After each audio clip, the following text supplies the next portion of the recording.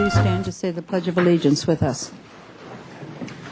I pledge allegiance to the flag of the United States of America and to the republic for which it stands, one nation, under God, indivisible, with liberty and justice for all. Okay, will you please call the roll? Council Agency Member Falcone. Here. Francisco. Here. Horton. House. Schneider. Here. Williams. Here. Mayor Chair Bloom. Here. Are there any changes to the agenda? Okay. Public comment. I've got one person, Ruth Wilson. That has to be a record. There's only one. This is good. I can't either, but, miracles happen. After 300 and some meetings, we've had... They must think that we're not meeting today. Oh. Here we are at the season, Christmas season. And I love the Word of God. And I want to read in Luke 2. And there were shepherds living out in the fields nearby, keeping watch over their flocks at night. An angel of the Lord appeared to them, and the glory of the Lord shone around them, and they were terrified. But the angel said to them, "Do not be afraid. I bring you good news of great joy that will be for all the people. Today in the town of David, a Savior has been born to you. He is Christ the Lord. This will be a sign to you. You will find a baby wrapped in cloths and lying in a manger." And suddenly a great company of the heavenly host appeared with the angel, praising God and saying, "Glory to God in the highest, and on earth peace to men on whom his favor rests." So I think we really need the Savior. There are so many problems, and we are just human. And so I really lift you up, and I ask the Lord to bless you and to give you wisdom, to walk with you, talk with you, that you would see things His way, and that you would have a supernatural peace as you go about the work of the city. And I ask a blessing on our nation. In Jesus' name, amen. Okay, thank you. I have no more slips for public comment. So we will go ahead to the consent calendar. Will you read the items you need to read by title only? Okay. Item 4, adoption of ordinance for tree preservation and landscape plan policy recommendations, recommending that council adopt by reading of title only an ordinance of the Council of the City of Santa Barbara amending chapters 1520 and 1524 and Title 22 of the Santa Barbara Municipal Code relating to the preservation of trees and the maintenance of approved landscape plans. Item 5, adoption of medical marijuana dispensary suspension ordinance, recommending that council adopt by reading of title only an ordinance of the Council of the City of Santa Barbara temporarily suspending the opening or operation of new medical marijuana dispensaries otherwise allowed under Santa Barbara Municipal Code Chapter 2880 on an interim basis. Item 6, proclamation guidelines added to conduct of council meetings resolution, recommending that council adopt by reading of title only a resolution of the Council of the City of Santa Barbara concerning the conduct of city council meetings commencing January 12, 2010, and rescinding resolution number 05073. Item 7, update to records management policies and procedures manual, recommending that council adopt by reading of title only a resolution of the Council of the City of Santa Barbara approving the City of Santa Barbara records management policies and procedures manual and rescinding resolution number 07066. And item 8, decision and findings resolution for the approval of the 226 and 232 Eucalyptus Hill Drive project, recommending that council adopt by reading of title only a resolution of the Council of the City of Santa Barbara regarding the appeal of the City Planning Commission's approval of 2 additional residences for 226 and 232 Eucalyptus Hill Drive, pursuant to the authority of Santa Barbara Municipal Code Section 2893030E, and the approval of a lot line adjustment between the two adjacent applicant parcels. Okay, I have some speakers who would like to speak on some of those things, but does anybody on the council want to take anything off the consent calendar? Yes, ma'am.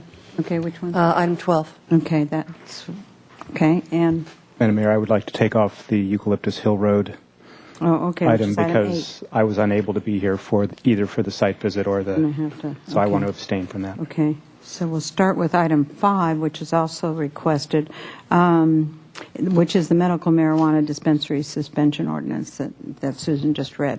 We have Ross Payson who would like to talk about this.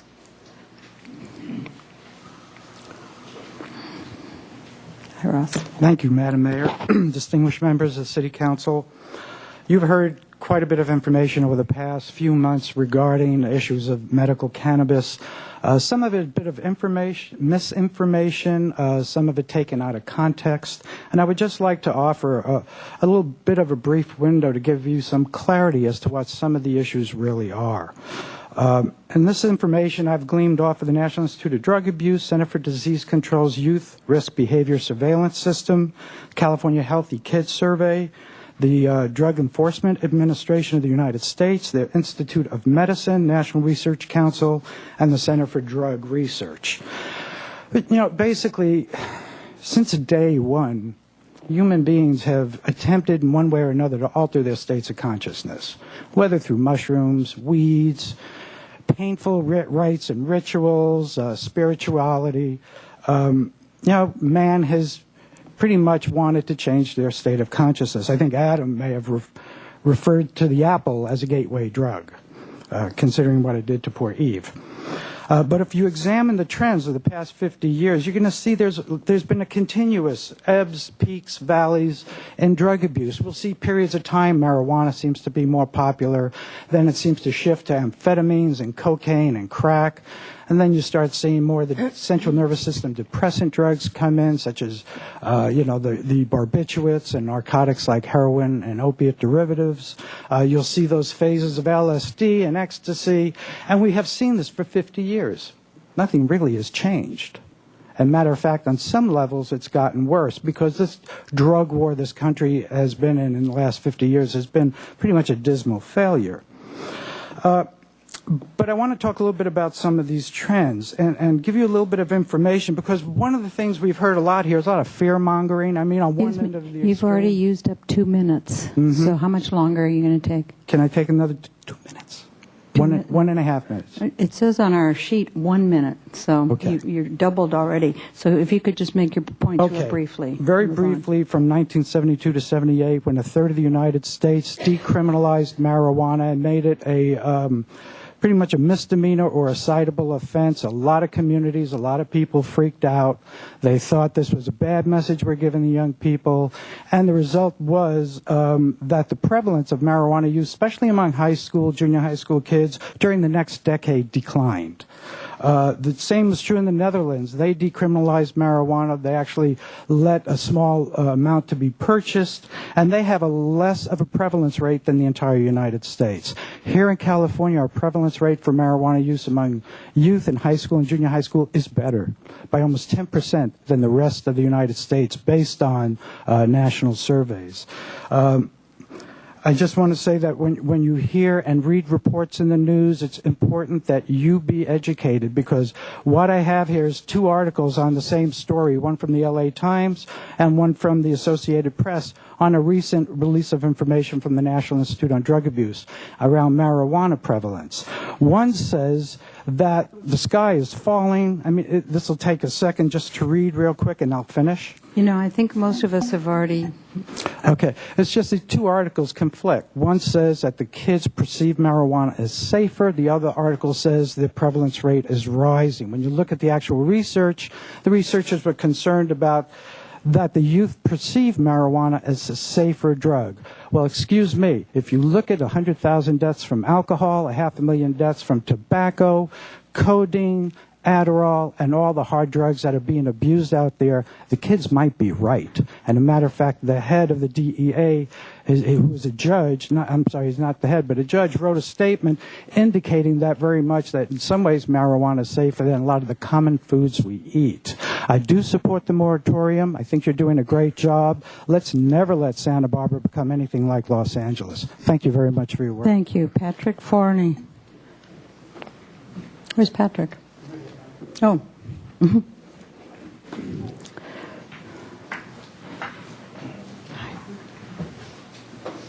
We're on item 5. Madam Mayor, members of council, this is in concerns with the suspension ordinance. The intent of the suspension ordinance was not to allow the issuance of any new permits until the ordinance committee had completed its task of creating a new revised set of parameters, as well as incorporating the 2008 Attorney General guidelines. As the language stands now, there is only one functioning dispensary allowed to be in existence. This was not what was represented at the City Council meeting the other night, and it was not what the intent of the Council or the Ordinance Committee. A motion was brought forward as a way to stop the issuance of any new permits and the opening of any new dispensaries until the new ordinance was in place. This makes complete sense. Why hand out permits if the permit parameters are not finalized? The Ordinance Committee has almost finished its revisions to present to Council. Please let this natural process occur so that the Council has something in front of them to chew on. Aside from the current wise changes to the Ordinance that the Committee has put together, if 2 additions are made and the designated areas are set out by the Committee where the dispensaries are to be located achieved, then it is my belief that the process is almost complete. The 2 additions are as follows. The dispensary in question must provide proof that they are a true collective recognized under California state law. And secondly, that the dispensary or collective in question present nonprofit paperwork filed with the state of California in order to receive their permit. These are 2 very clear guidelines of the Senate Bill 420 and the Attorney General address. This suspension ordinance, as it stands now, seems to be going against the intent of the Ordinance Committee's reasoning that 7 collectives be spread evenly throughout the city, allowing 331 and 500 North Milpas to be the only 2 of the 3 dispensaries permitted in the city seems to contradict earlier rationale discussed by the Ordinance Committee. Once you let them open, how do you ask them to stop if you feel they are too close to each other or that they cannot somehow comply to the new guidelines? In hindsight, the oldest and less troublesome collective should have been put through the rigors of the permitting process first. They were mistakenly given 3 years to comply with the permit process, now reduced to 6 months in the new ordinance, and therefore there was no rush to get a permit for those collectives. It's not fair to good standing collectives who are operating with respect to the state law. It's not fair to the citizens of the community. Some patients are coming on their 10th year as collective members of the Compassion Center. It's not fair to collectives who are waiting for the city to bring forward a new revised ordinance. If this suspension ordinance is to be adopted, the following language should be changed to reflect the true intent of the ordinance. Change language of Section 2 to read, or that was not in existence prior to the date of the first moratorium in 2008. Because as it stands now, and the ordinance as it stands now is very well written and very articulated, and it's very much a necessity. But what ended up happening is that the city basically said, there are people who've been around for a long time. We're not going to do anything with you for 3 years. People who want a permit must apply for a permit, and that was a way to create a moratorium and to give time for the Ordinance Committee to create some kind of parameters. With that in mind, 3 years was too long. Madam Mayor, you and Grant House, about 14 months ago, we had a talk. I presented 5 points. I said this ordinance was probably rushed because there was a fear that without an ordinance in place, the moratorium would be over, and that somehow the ordinance was not in place for these people to have parameters. Okay. And then I'll just wrap it up here. I'm not sure if anybody saw the news last night, but there's been enough signatures gathered for the initiative, which is for legalizing cannabis, and it's calling for all local municipalities to tax and regulate and tolerate it in their own way. And so at the same time, there is a need for some sort of organization in terms of these parameters on the ordinance.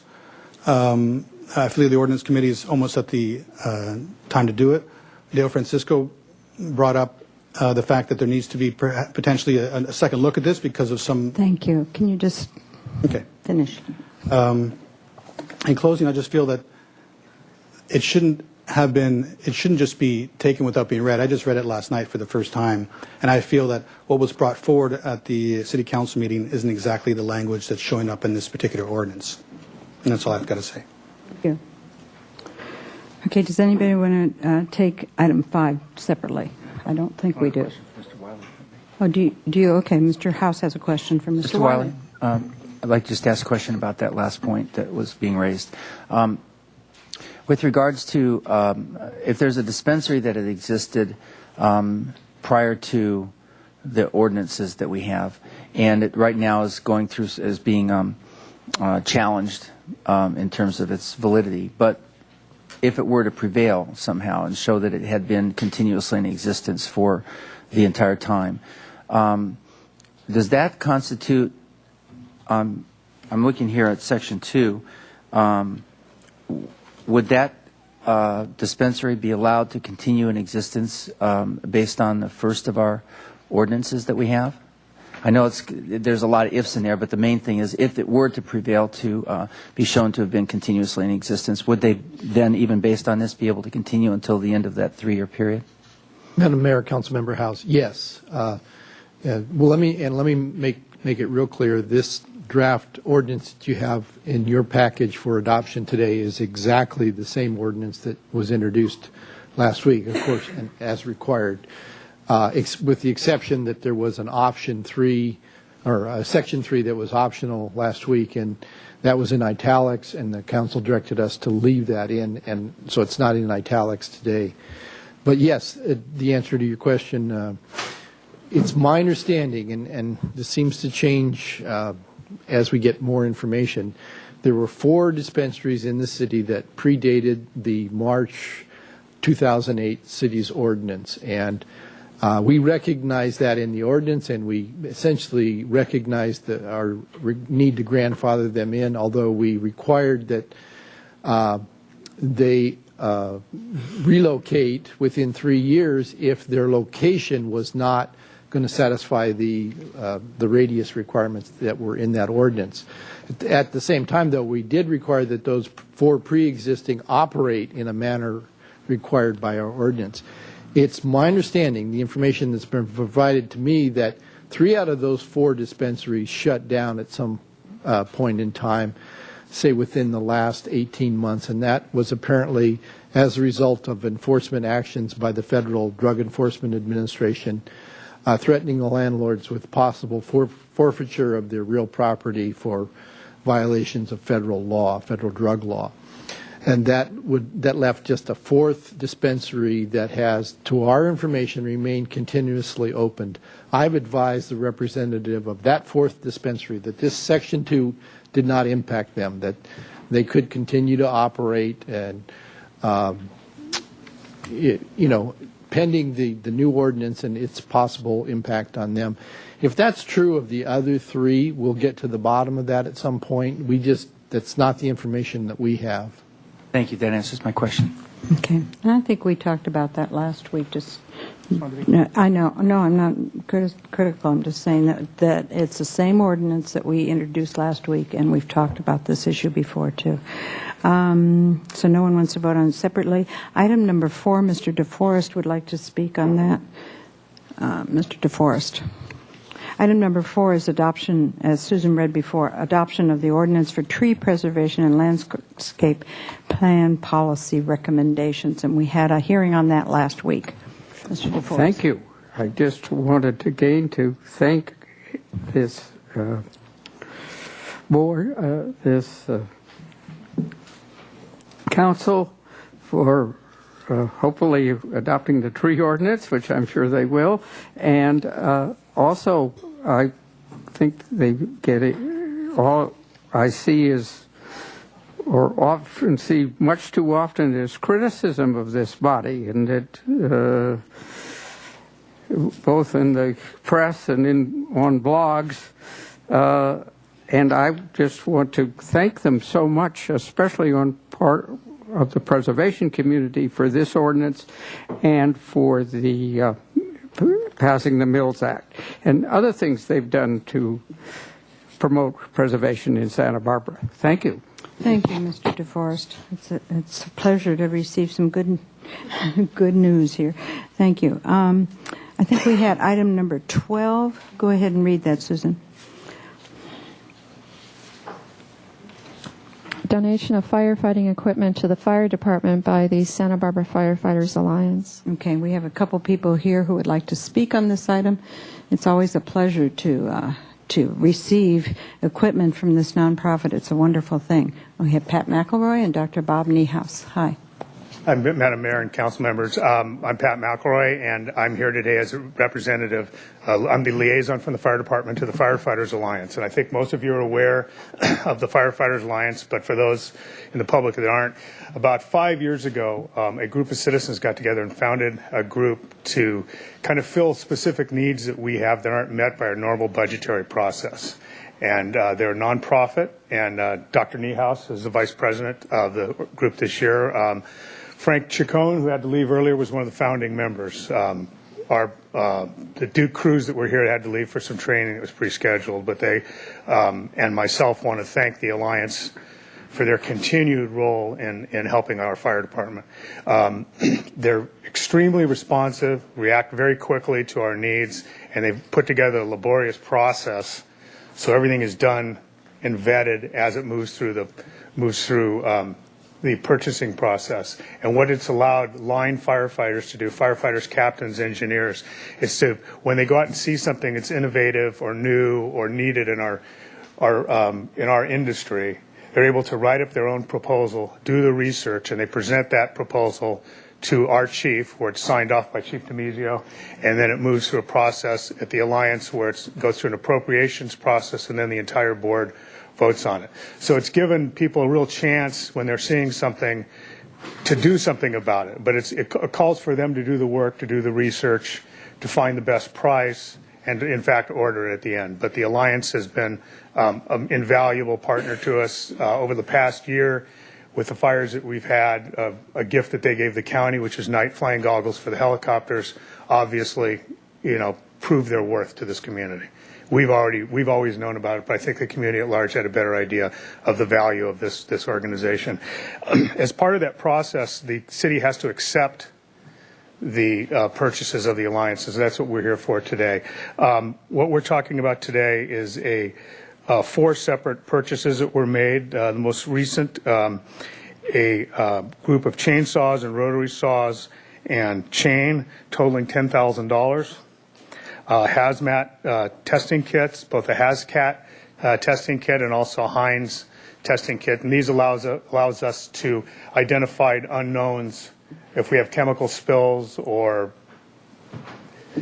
actually crimes involving chemicals. We're able to determine what those are and also how we can proceed more safely. In addition, we're just getting the last part of a urban search and rescue order through the Alliance, and that's going to allow our tower to be certified as a Rescue Systems 1 tower, which means we'll be able to host classes here for the first time, which is great for a number of reasons, not the least of we're not going to be spending money to send people out of town to travel, and we'll also be able to host people who will come here and stay in our hotels, stay in our restaurants, or eat in our restaurants, hopefully not stay in them. But we can stay there a little while. And in addition, they also, as a result of the fires this year, just purchased 150 pairs of wildland goggles, which is one of the most vulnerable things that injuries firefighters have in wildland fires, is to embers and ashes and debris in their eyes. So it was a group purchase between us and the county. But anyway, they're a fantastic organization. We're very, very proud to be associated with them. And with that, I'd introduce Dr. Niehaus. Dr. Niehaus, thank you for all your work on this. Well, thank you, and thanks to Pat for those kind words. The only thing I will add is a few more thank yous. We've got a lot of people on the board, 15 to 20 people active at any one time, who are very generous with their time and their money. And, of course, we have a far larger number and a wide circle of donors here in the community, families, individuals, businesses, and several foundations now who are involved. And obviously, these gifts wouldn't be possible without their generosity. So I'd like to make sure that the record reflects the appreciation that we have for the good work that they've done and their generosity in supporting the Alliance. And I hope you will convey to all the firefighters who were here. We should have taken them first because I didn't know they had training to run off to, but I hope you convey to them our pleasure in this. This is really wonderful, as it has been in the past. Ms. Falcone. Thank you, Madam Mayor. I pulled this item specifically to let us give us your thanks for the amazing work that you have done. I've been proximate and involved with this organization since the beginning, and always been a good idea, but you've come so far and really made a well-oiled, well-honed machine, if you will, out of your organization that is effective, fills in the gaps that we can't possibly, in budgetary shortfalls or otherwise, fill. These are the necessary but still somewhat voluntary items that the city just cannot come forward with, and you fill those gaps and keep our folks safe, and thereby keeping our community and other communities safe, because we give out a lot of mutual aid, as we received a lot of mutual aid as well. You're a part and parcel of the whole, and we thank you very, very much for all your good work and wish you many, many years of success. Good. Thank you. Your house? It's just a matter of showing appreciation. That's all. I just really want to thank you. And the community who benefits from the heroism, the daily heroism of our firefighters, for them to be getting this kind of equipment and this kind of support from the community is, words can't express. Thank you. Thank you. And Mr. Williams. Just wanted to thank you from myself and just say that in these tough economic times, budget times, it would be impossible for us to meet the needs without your participation. And just want to thank you. Very welcome. We also all want to be invited to your parties. You have a great fundraising that are just amazing. So We'll keep that we'll in be mind. glad to donate something. They forgot at the last one, but we don't mind if they miss us every once in a while. It's okay, Cool. but we like your parties. Yeah, I'd like to I'll go carry into the that smoke-filled room, too, Yeah. you know, Okay. and with those goggles on. It's All right. fun. It's very wonderful, and we really did see it. And I think it was the Tea Fire where we saw the night goggles on the helicopters. I mean, we don't want to conjecture what a difference it made, but we know it made a huge difference. So thank you very much. Thank you. One more thing real Yes, quickly. go I just ahead. want to say best wishes to Councilman Horton. We heard about that last night, so I hope he's feeling better, and pass on our best from the fire department. Thank you. Thank you. And it was the firefighters last night who helped him out. I understand he's doing better. So but he couldn't come to his last meeting, which is going to haunt him. But that's okay. Last week with the marijuana is going to be his last meeting. Darn it. Pat, he told me that the one thing he does remember about that were the sirens coming for him. Yikes. Yeah, when you hear Yeah. those and you realize they're for you. I've had that a few times. It's very wonderful. So thank you so much for helping that out. Okay, we had... And Madam Mayor, we're gonna vote. just because Go ahead. you mentioned Councilmember Horton, Yeah. I saw him this morning, and he was well enough that he was already talking to me about the items on the agenda. But he had to go down for an MRI, and they wouldn't let him go until they got the results of the MRI. The trouble is when you check into the hospital, it's almost like that Hotel California thing. You can't get out of there. It just takes forever. They keep testing you and everything, but he'll be out and fine and be ornery again. It'll be good. We have, I think item 8 is the only one we want to vote on separately. Is that true? Okay, let's vote on item 8 first, which is the approval of 226-232 Eucalyptus Hill Drive project. All those in favor, please say aye. Aye. Opposed? Oh, I'll move. make that motion. I forgot to get a second. I'll second that. Okay. Now, all those in favor, please say aye. Aye. Aye. Opposed? And abstain. Abstain. Same. Okay. And I'll move the consent calendar, Second. Except for item 8. except for item. Okay. All those in favor, please say aye. Aye. Aye. Opposed? Okay, thank you very much. She's going to hold us to it. That's good. Okay, we are now on to item... I got to turn a few pages here, folks. Report from the Finance Committee, Ms. Schneider.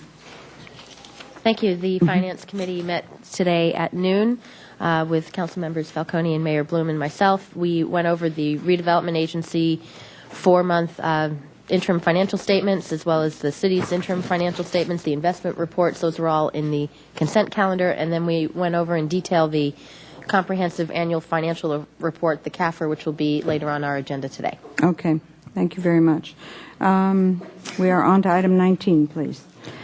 2-year review of neighborhood preservation ordinance, including just that title.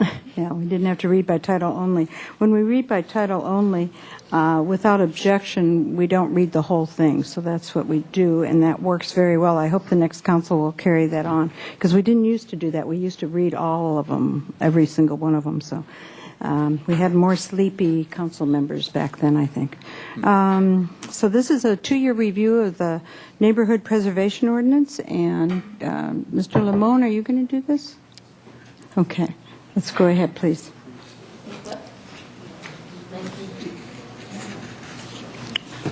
Did I skip something?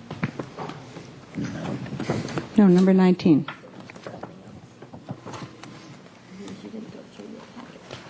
I did. I just concentrated on the 20.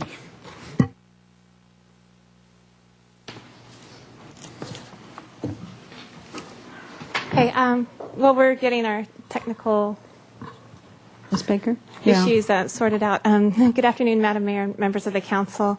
It should be up in just a minute. Sure. Is it just warming up, or? It always takes a couple minutes, and sometimes I call a break, but then it pops right on there. So I think we'll be fine. If you Okay, have well, then something we to- might continue to play with Sure. this while I present. So we're returning to council today for a 2-year review of the Neighborhood Preservation Ordinance update, which was adopted in May of 2007.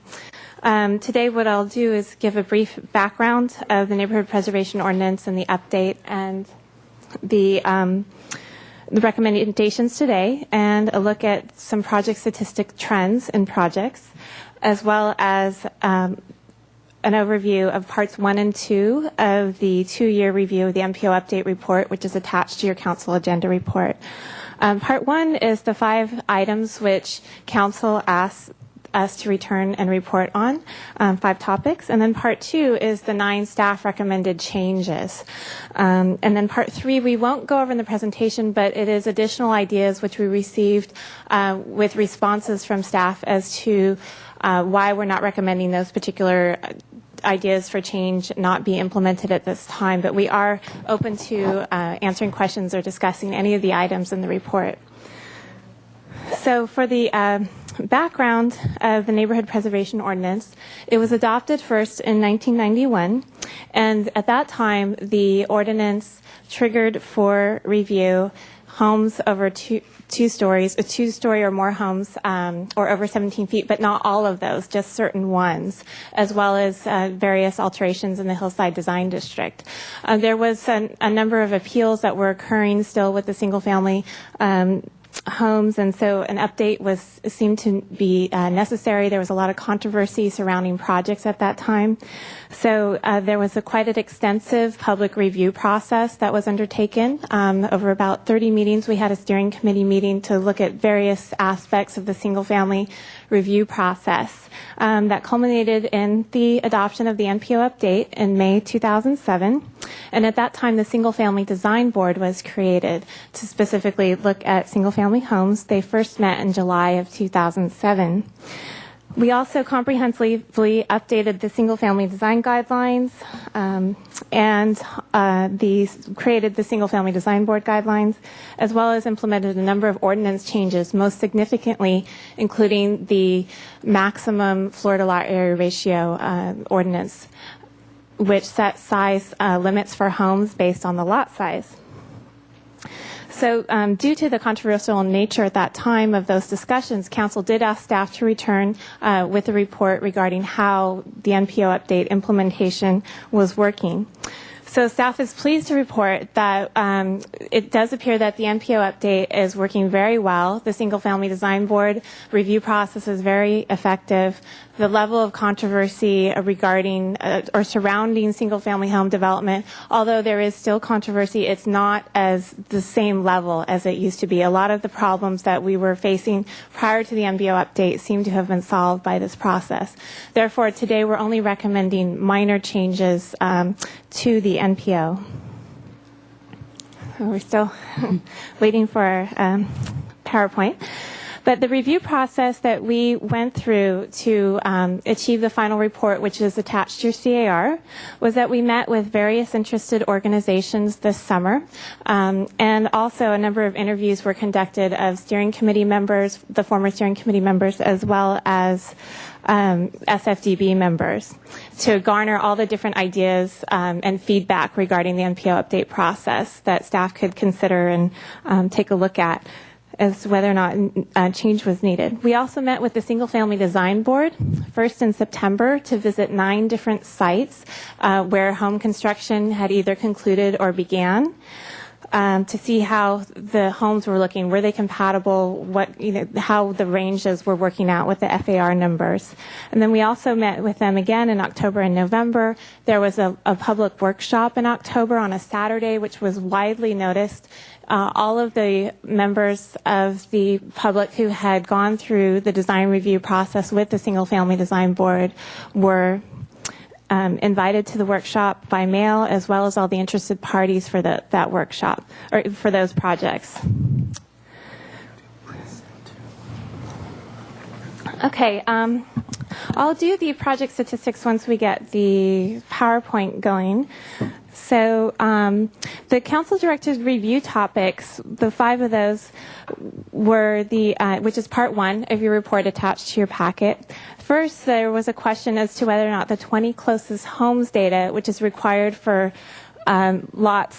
which is required for homes over 85% of the maximum FAR, whether or not that data should continue to be required. Like, is it useful for homes in their review? And so we'll come back to this. I've already started in on this one. Okay, great. So for that item number 1, the conclusion was that yes, that 20 closest homes data is considered useful, and so we would like to continue to require that. The second question that council had for staff was regarding the appropriateness of FARs as guidelines versus standards for single-family homes and multifamily zones. Staff has not encountered any issues with this particular topic, so we would continue to recommend that FARs just simply be guidelines where there's a single-family home in a multifamily zone. Third, there was a question regarding roofed porches and covered decks, whether or not those should count in the net floor area for the floor-to-lot area ratio calculations. This was something that was debated quite a bit during the NPO update process. We still believe the conclusion should be the same, whereby these items are not included in the FAR calculations. It would simply complicate the process, and the visual impact of these items is not the same as enclosed square footage, so regulating those through FARs would be very difficult. We have guidelines that address this issue, and the Single Family Design Board is interested in working with staff to expand guidelines on this particular topic, and that seems to be the better way to address this. Also, carports, we do include those in the floor-to-lot area ratio calculations. We recommend that continue because if they were not included, it would be likely we'd see a lot more proposals for those, and the design board does prefer garages over carports for aesthetic reasons. And then last, the private view issues. This was a difficult topic during the NPO update because there was some members of the community, some organizations that were interested in having a finding required whereby projects could not be approved unless private view issues were not imposed upon, that private views were protected as part of the project. However, there's a number of legal issues and frameworks which went over in detail with the ordinance committee that would prevent us from requiring such a finding. As a compromise, what we've done is we've allowed for public comment on private view issues to occur at the Single Family Design Board.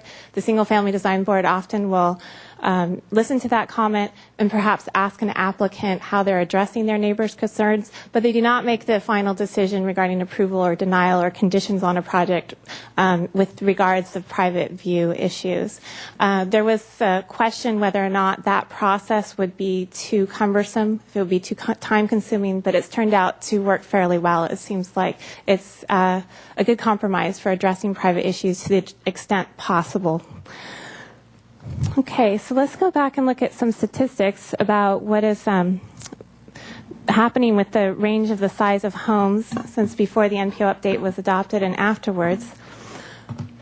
This is for small lots, which we define as less than 15,000 square feet for these statistics. You can see that prior to the NPO update, we had about 15 projects that would have been over the maximum floor-to-lot area ratio size for their lot had the regulations been in place. And perhaps these larger homes were creating much of the controversy at that time. As you can see, after the NPO update, we had just one project that was over the maximum for the smaller lots. And this was a legal nonconforming home that was just simply adding additional square footage. You can see that we also are tracking this category of 85 to 100% of the maximum. This we're tracking because as a compromise, we set this 85% of the maximum number as to where additional submittal requirements would be required. Since these homes were approaching the maximum, the thought was that additional scrutiny, additional information should be given to the Single Family Design Board so that they could be sure that they were making the right decision for these larger homes as to neighborhood compatibility. And you can see that here that there are 32 homes that were approved in the 85 to 100% range for small lots since the NPO was updated.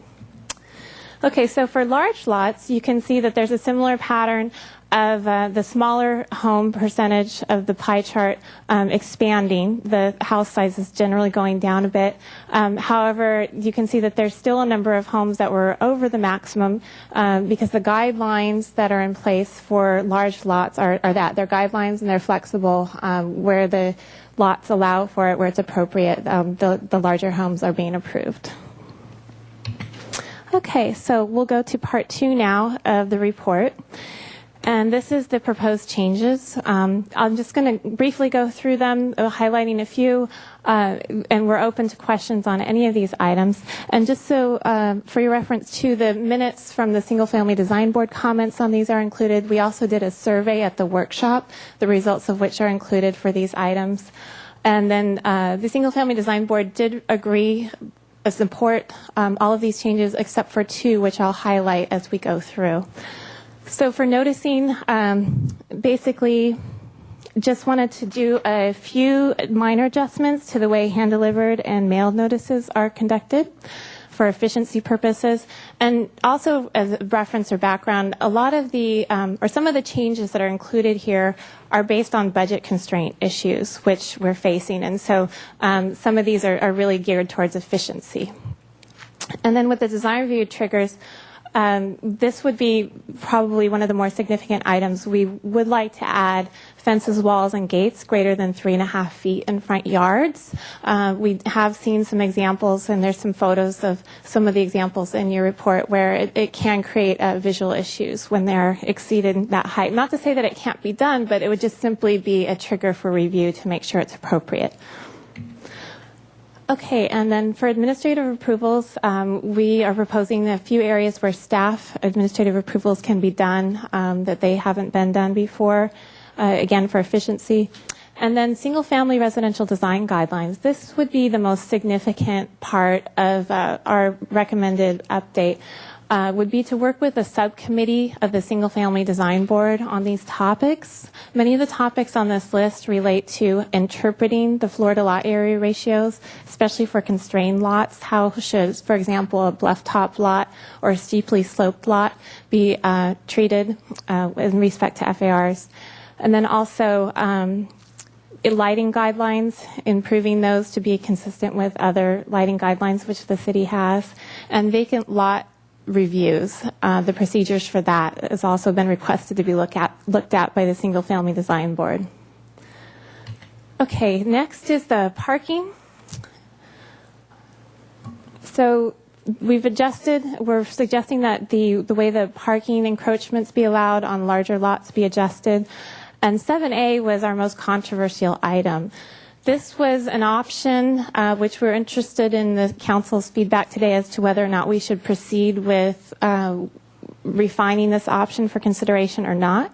But basically the idea is that rather than always requiring 2 covered spaces and then we have the exception for 1 uncovered spaces in some cases, Could we in also some cases allow 2 uncovered spaces if they're not in the front yard? And then perhaps a number of other requirements could go along with that as well, which the Single Family Design Board could work out with staff. And it would be a case-by-case thing by waiver. There's a lot of advantages and disadvantages that could be associated with this particular option, which are outlined in your council agenda report. Again, this was our most controversial item, split vote on the Single Family Design Board and among the public, but that is one for consideration. And then next, with the green building standards for large residences, just a few cleanup items as to how that's implemented to make sure that it's still viable moving forward.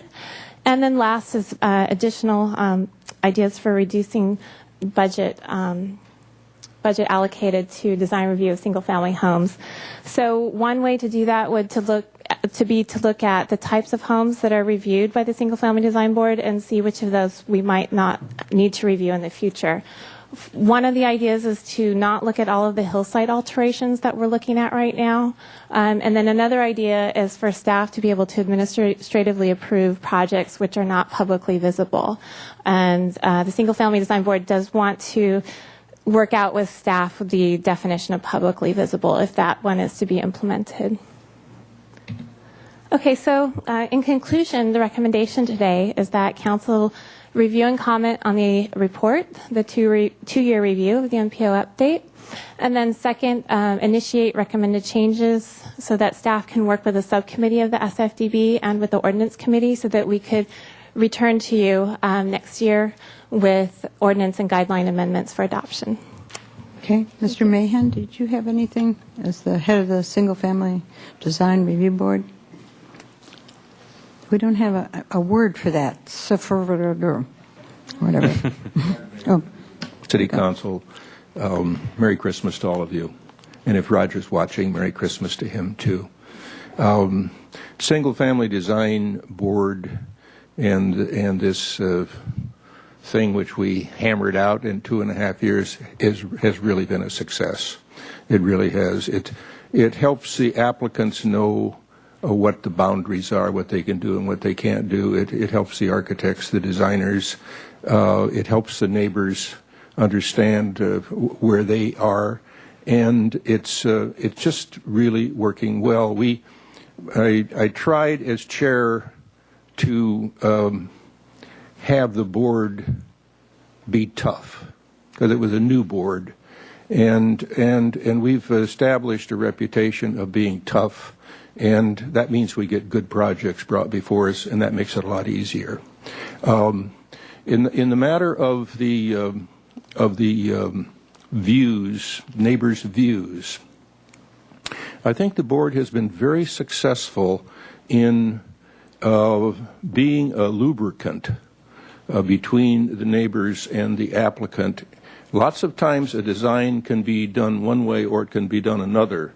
And the other way might be better for the neighbors, and it doesn't really make any difference in the long run. And we've tried to work in that direction, and I think it's been pretty successful. But I think the fact that the neighbors can come out and let their feelings be known is really important too. So that really is helpful. I'm in agreement with almost all of these things. Except for this one on the 2 uncovered stalls, and what was that? Where was that sheet? Yeah, the 2 uncovered stalls and the there was one other. 7A right there. Yeah, 7A, right. I mean, personally, I don't agree with that, but generally speaking, the board does agree with all of these recommendations. I think that one of our members feels that the 85% is too high and that should be lowered. But generally speaking, I think that's worked pretty well, and it's been really a pleasing and rewarding experience to be involved in it. Thank you all for making it happen. Well, thank you for your service on that. And if board. I have any questions, I'll be here. Okay. Thank you. We have some people who would like to speak. Are there any questions from the City Council? I don't see any. So we'll start with Connie Hanna, and we'll be followed by, she's with the League of Women Voters, followed by Joe Campanelli. Good afternoon. I'm Connie Hanna speaking for the Santa Barbara League of Women Voters.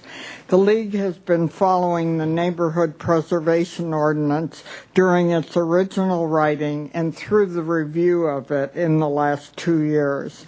We're just delighted that we have the guidelines and the Single Family Design Board as led by Bill Wallace. Bill Mahan. Bill Mahan? You said Bill Wallace, which is that you was and a I. senior moment. Don't worry. Maybe Junior Bill Wallace is still a Wow, veterinarian that's in a town, long and he's way still a off. great leader. Oh, isn't that funny? And the text says Mahan as well. Well, the League has been particularly interested in how many houses were being built in excess of the 85% of the floor area ratios, because we had supported that compromise. And we were also interested in how many went over 100%. The chart that staff supplied showing comparisons with 2003 to 2005 were very helpful. We were reassured that only one home on a small lot went over 100%, and that was because it was already large. But we feel that 32 houses going over 85% means that quite a number of very large houses are still being built in smaller neighborhoods. We think you could be considering ways to reduce that figure. One way to do so might be to put more public members on the Single Family Design Board. Since our goal was to make remodels and additions more compatible with nearby housing, we think that public members could make excellent judgments about that.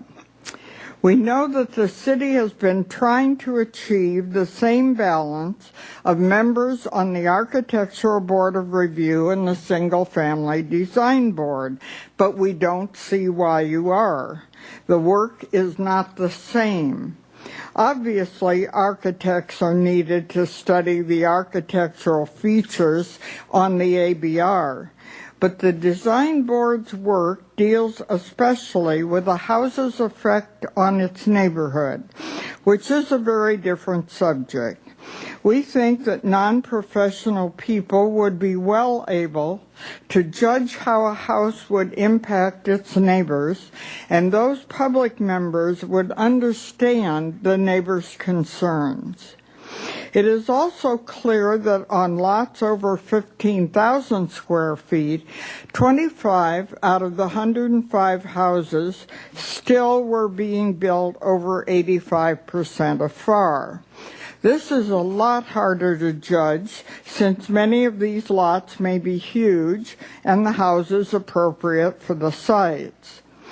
But the League would like to recommend that the Single Family Design Board not be reduced in size when the ABR is, and that it have either 2 or 3 public members on it at all times.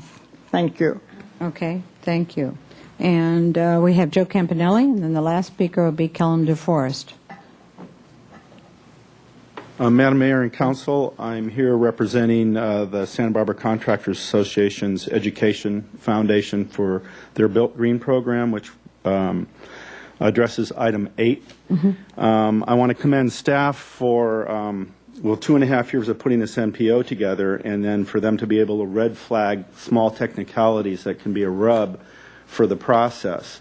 The idea here with the Built Green program in a nutshell was that Built Green was started as a nonprofit. It was started so that the city didn't have to put monies in their coffers to create the Green Police and to try to get their arms around how to make the right steps with the environment as our industry moves forward and the public moves forward and agencies and government moves forward. So it was conceived as a volunteer basis where the consumer and the constituents in the community can, we studied 5 other states, brought their experts down here and spent the money ourselves rather than have the city spend it, and create a user-friendly system that was just a simple checklist. That program has been extremely successful, and what we have discovered is that when people come up for a 1, 2, or 3-star rating, that it's a minimum threshold. We create a floor and not a ceiling, and that people will generally want to exceed that. They'll do more. And what that says is that they're taking ownership of their own environment and their own community rather than expecting government to make them toe a line. So you get community buy-in. What was nice about what staff did is they brought up a couple of situations where the wording for using Build Green in this ordinance as a guideline rubbed a few people the wrong way, that some designers weren't licensed architects but are, by the state of California, able to do owner-builder design programs. So we sat down with staff and we changed the wording so that would allow that to be open to designers. And we also updated our website so that the language in our website for the Built Green program was clearer for non-member participation, so that there wouldn't be criticism from outside people that because the idea was this, to make it user-friendly and to be a magnet for people to get involved in their own environment. So I think that was very successful.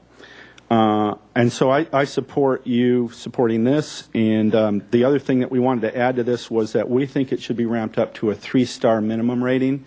1 and 2-star are practically a no-brainer, with Title 24 being already in the code system. So it's not too hard for people to do it. It's not an expensive program. And that's for projects over 4,000 square feet.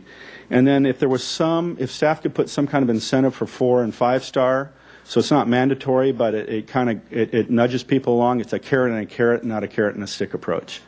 So, and lastly, I know that you're going to be approaching the 2030 renewal, and the conundrum is that Al Gore's got hot stock tips for buying goggles and fins, while some scientists are buying beachfront. So I'm not sure what the answer to that is, but my own advice is if we pay attention and watch the environment we live in, it will probably tell us what the truth is. That's right. Thank you. Thank you. And we don't have to argue about it, please. Kellum DeForest.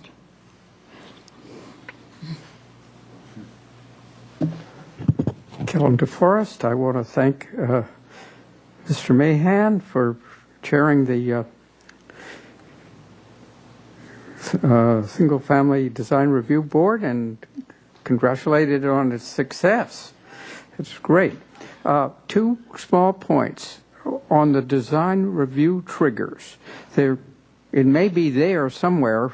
I haven't read all the print, but a trigger, and a big trigger, would be the proximity of any project to a landmark or structure of merit. Then I am concerned about the black chain link fencing.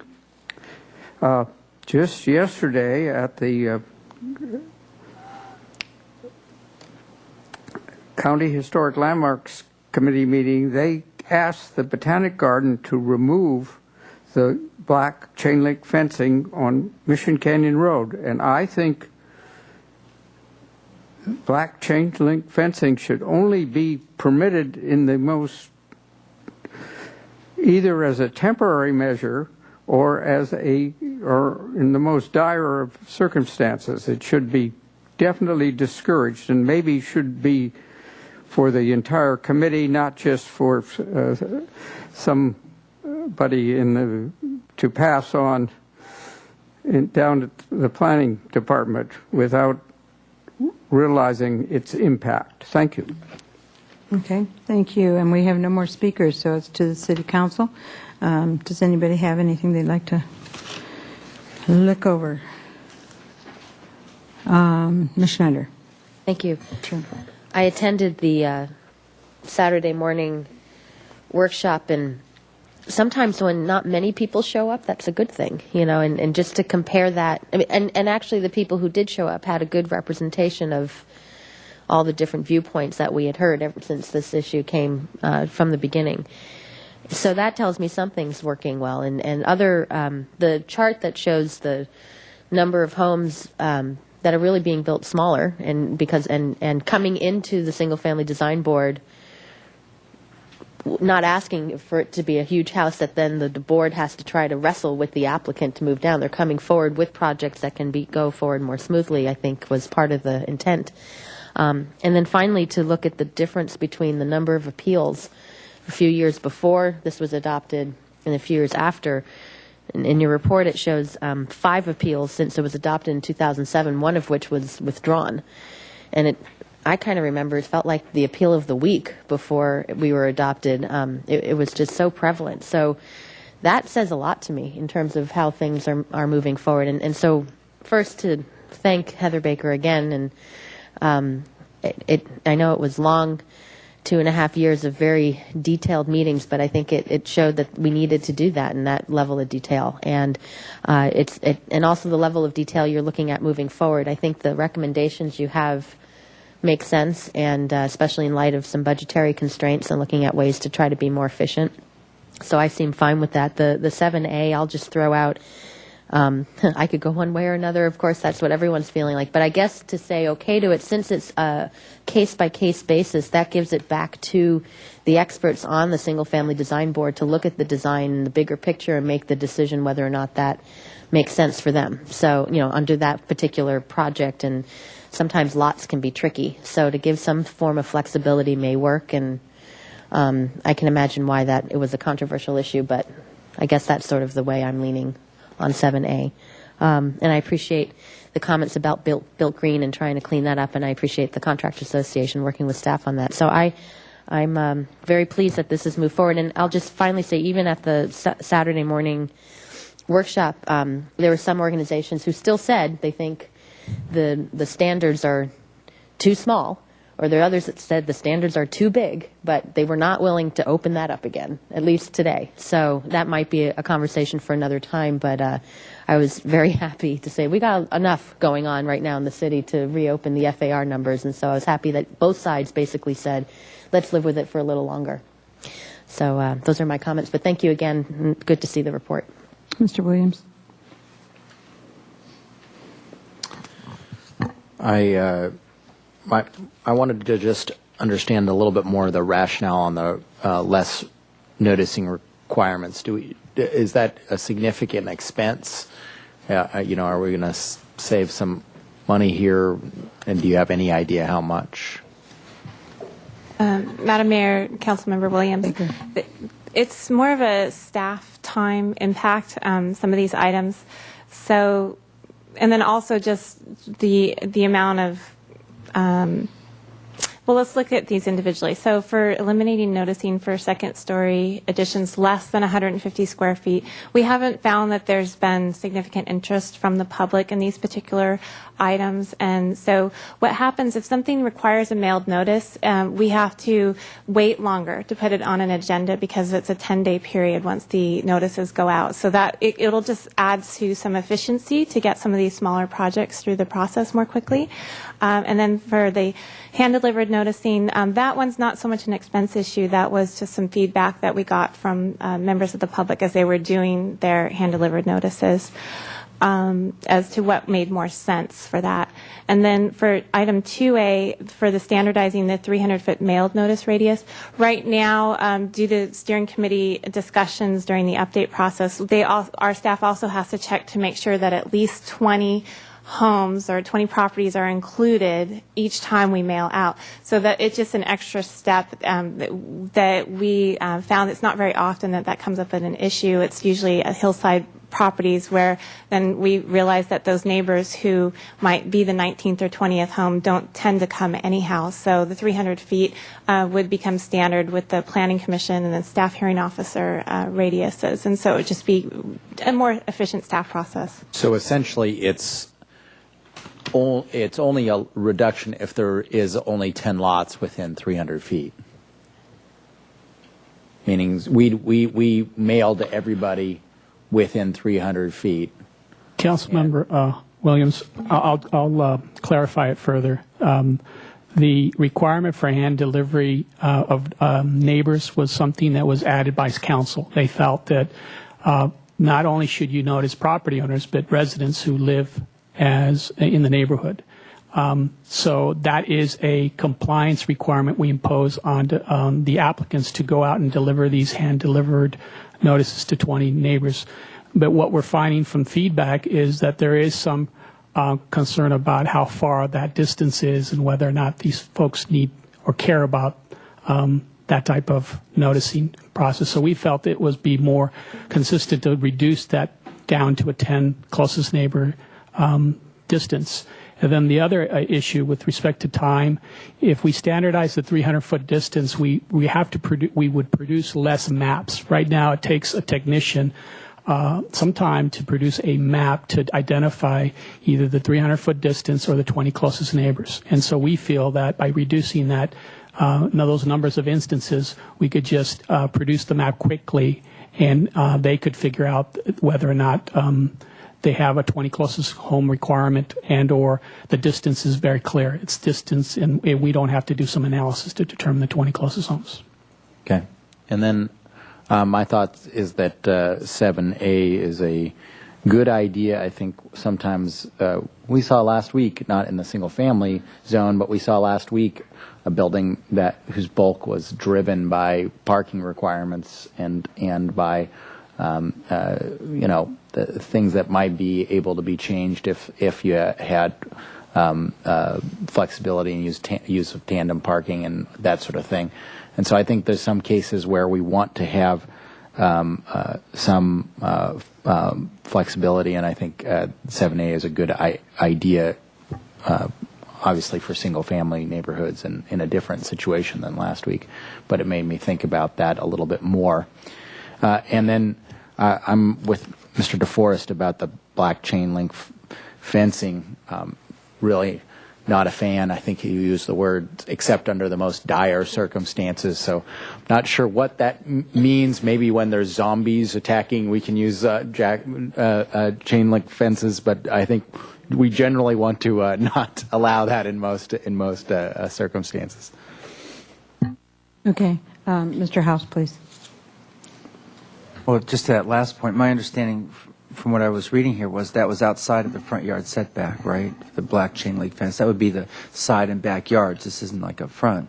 And one of the things about black chain link is it tends to disappear into landscapes. So I don't know. I'm sort of glad that we're going to be giving this to a committee and it's going to be vetted a little bit more on these, and we can hear that there's going to be some discussion about those. But number 6, the change 6, I wanted to understand that better, if I could. That was the one that says, create new guidelines and provide more detail on selected topics in the single-family residential design guidelines. And what is it specific? I mean, was that just like the open-ended, whatever else we think about, or what was that about? Madam Mayor, Councilmember House, so it's this list here, which is, and then the report, I could probably guide you to a page number with more detail, but so. That's right. Okay. Yeah. I mean, the 3 main things was the vacant lot reviews. That's this first item, subdivision projects.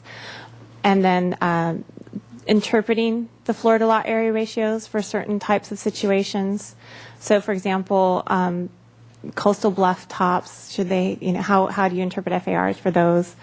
Or looking at basement square footages and when is it appropriate to have large basements. Those types of things are what the Single Family Design Board is interested in refining a little bit more and addressing that covered space issue, those that aren't enclosed, like covered decks and porches. Did we have, okay, so I get it. Yeah. So there's was there recommended language from the board then on each of those? Well, no. Those are topics. Right. We're simply asking council to direct staff to work with the Single Family Design Board to come up with this language for the guidelines, and then we would come back to you if you direct us to with that language for adoption. The process then. Yeah. And then the issue. Okay, so then in a way, the issue of the uncovered parking spaces that's going to be similar in a way, because I mean I can see upsides and downsides from the staff discussion there in terms of how, I mean, that opens up, I mean, you'd get an awful lot of people wanting to have two uncovered parking spaces if it was going to allow them to have a larger home on the site. Now, the 80% piece is the other side of that balance. So those are the things you want us to discuss when it goes to ordinance, single family design board. Correct, yeah. And today would be simply maybe a first filter. If there's anything that you don't feel is appropriate for us to pursue, you could let us know. But otherwise, we would go forward with all these There was ideas. one comment that Mr. DeForest mentioned about the proximity of a structure to a structure of merit. Can you talk to us about that? Is that something that had been brought up before or has been discussed? Madam Mayor, in response to that question, Council Member House, we are currently having discussions with our urban historian with respect to creating buffers around historic resources, and that's tied into our future historic districting plan. So I believe once we establish those buffers around these resources that we want to protect, including individual sites, we'll have a better handle on how we protect these resources. And I'd rather have that come up with respect to how we treat historic resources rather than involve it with the NPO update. But rest assured, we are dealing with that. That's the venue to really have that discussion. That's correct. To get that kind of protection. And all. That's correct. Okay. Then the last thing was this thing that Mr. Campanelli brought up about the 3-star minimum and 4 or 5-star incentives. I mean, I really like that there's incentives built into this and there's an encouragement, and that's sort of the spirit of it. It starts with hard edges, but then there's an encouragement to do these things. I hope that when this gets discussed further, that can be part of the conversation. We're really trying to encourage the energy efficiency, but we also don't want to put onerous restrictions and requirements for small projects. So how do we? Eric, could I respond to that? Oh, yeah. So actually, we have incentives in place. So for projects that voluntarily are 2-star or equivalent built green, we do offer the expedited building plan checks for those. In these cases where it's over 4,000 square feet, if they go 2 stars beyond what's required, then they also are eligible for the expedited plan check. Oh, I get it. So this is the incentive approach, and what we're using here is the facilitation expeditious nature of the process to encourage that. So we have 2 parts to the Built Green program. So the first is the expedited plan check where it's voluntary, but then we also have this part for 4,000 square foot plus home projects where we require them to be 2-star. That is actually a requirement. And the suggestion today from Mr. Campanelli was that we would up that to a 3-star requirement for homes over 4,000 square feet. Okay. So upping the bar a little for those larger homes. Okay, got it. And interested in hearing how that comes out. Thank you. Connie? Thank you. Well, I first of all want to know where Mr. Williams lives that he has to worry about zombies coming after him. So, yikes. Let me remind myself not to go to your house. What a dire situation is. I mean, I just in building, I don't think of dire situations. Okay, I'm still not coming over. No, I'm kidding, honey. Back in the day when this whole thing started, we were under a lot of pressure to not use consultants. Many of you will remember those days when consultants was a voodoo word, So we wanted this process to go forward because there were so many complaints and people were so angry all over town. And so staff gallantly stepped forward under the leadership of Mr. Casey and said, we'll do it. And we promised, that council at the time, promised that it was going to be light duty. No big deal, in and out, nobody gets hurt, fast.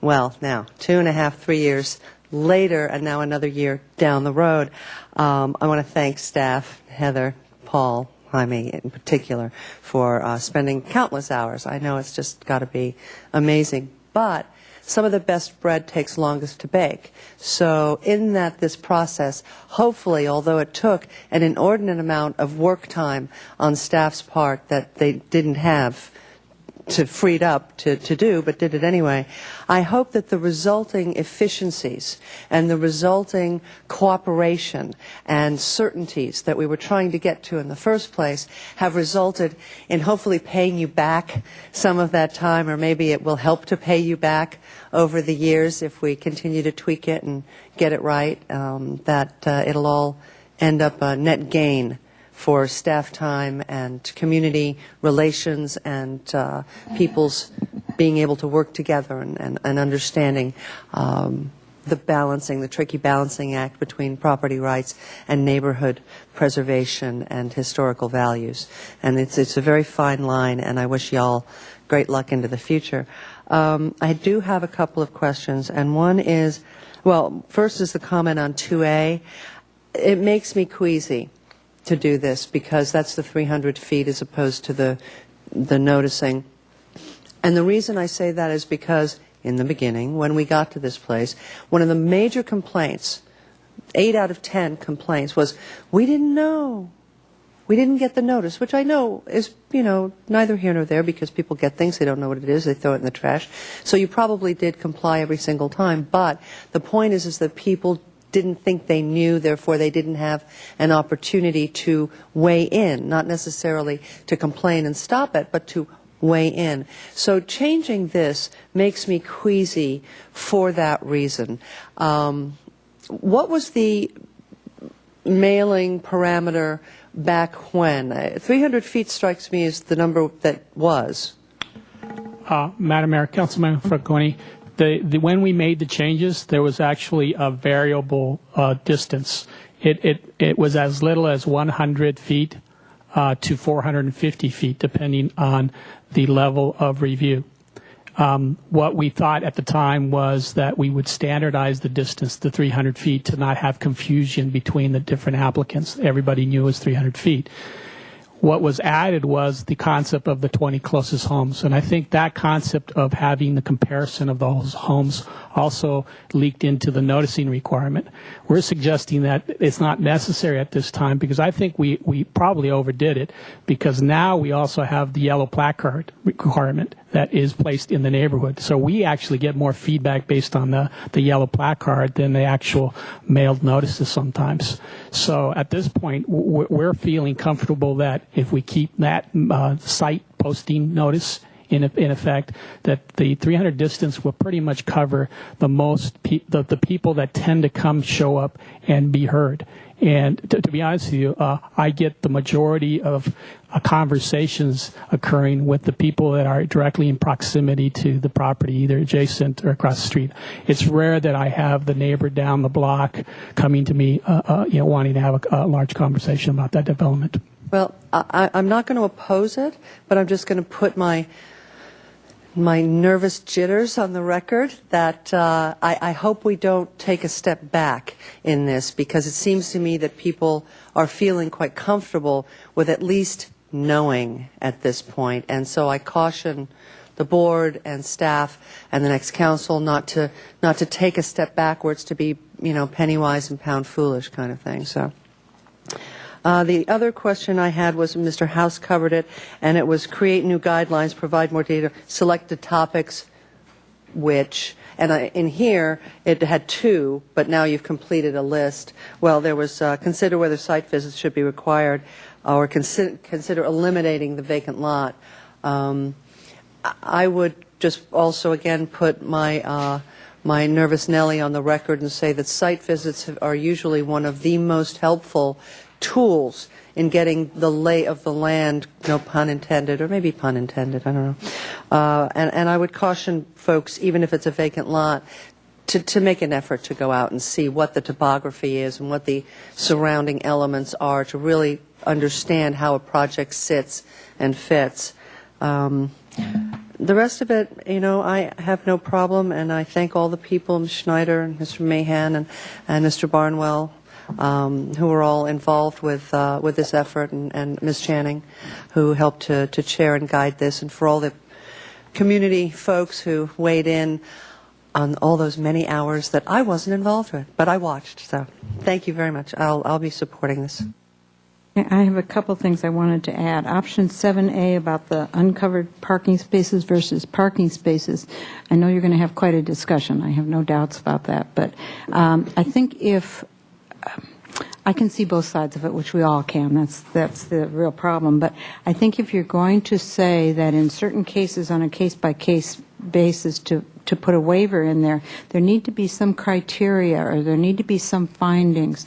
I find those really helpful. when I'm trying to make a decision to see 1, 2, 3, 4. And I don't know what they would be yet, but you're going to have to think about that. But I think it would be really helpful. And then secondly, the green building standards, I really want to thank Mr. Campanelli, although I keep thanking him over and over the years for having taken this and run with it.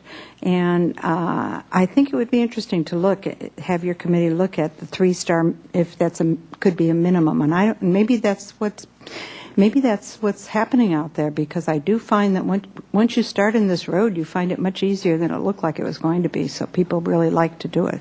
So I think that's a great thing. And then there was one other thing that's not mentioned, and I know there was a big controversy about putting a pod on. Those are those big things, whatever. There's no other word for it. I guess there's a storage shed, but they're not permanent. They're temporary. And putting that on a property while you're doing something. And I know there was a controversial one in Samarkand, I'm thinking. And I don't really remember anything else, so I'm lucky in that way, I think.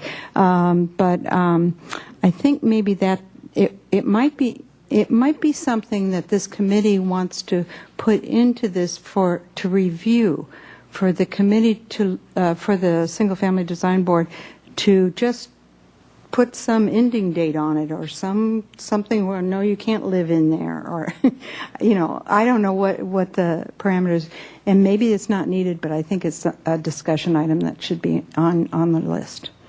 Is there anything else from anybody? Okay, Mr. House, did you want to make a motion, you said? No, start it off anyway. And with the comments that you've heard here, so you have some guidance from our discussion, and I move that we initiate the recommended changes with staff and et cetera, as we have here in A, B, and C. Okay.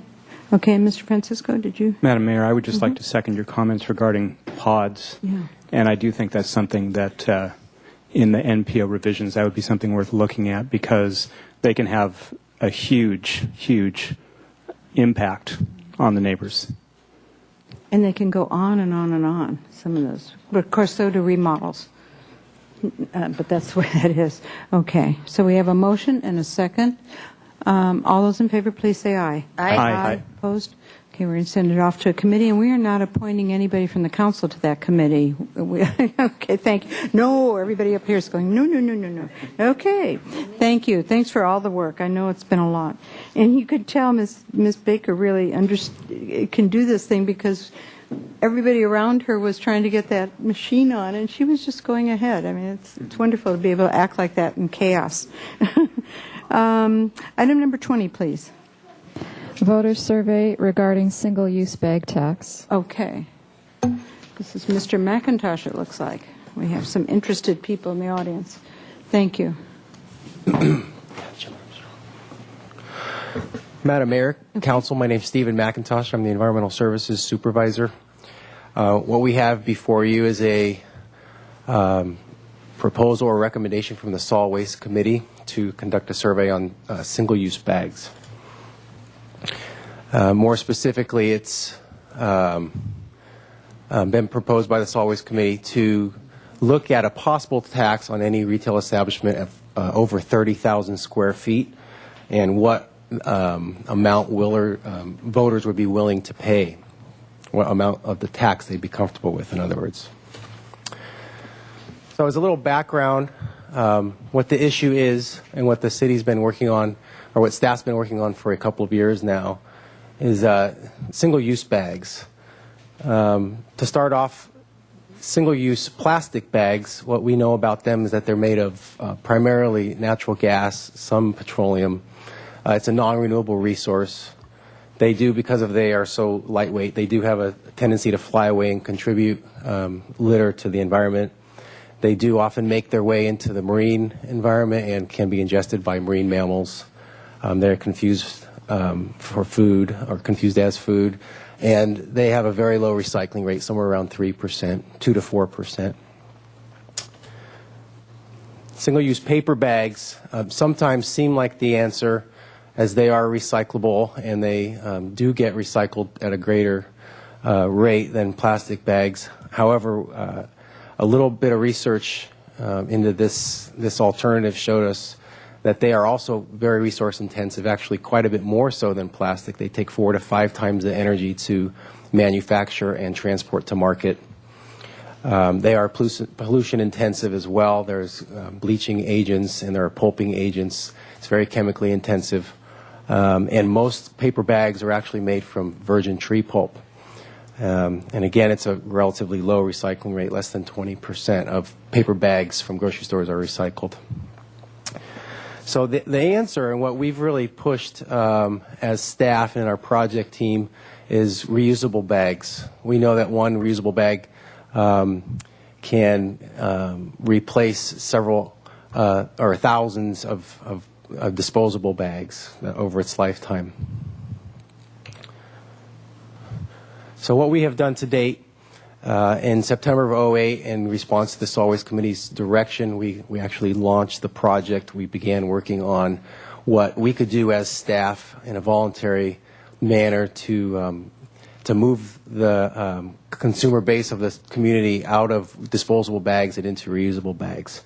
We formed a project team that consists of Choose to Reuse, Kathy King, the Santa Barbara Channel Keeper, or Santa Barbara Channel Keepers, excuse me, and a couple of staff on the Environmental Services division, from the division. And then we conducted some stakeholder meetings in October of 2008 and February 2009, where we invited grocery store owners and managers, the California Grocers Association.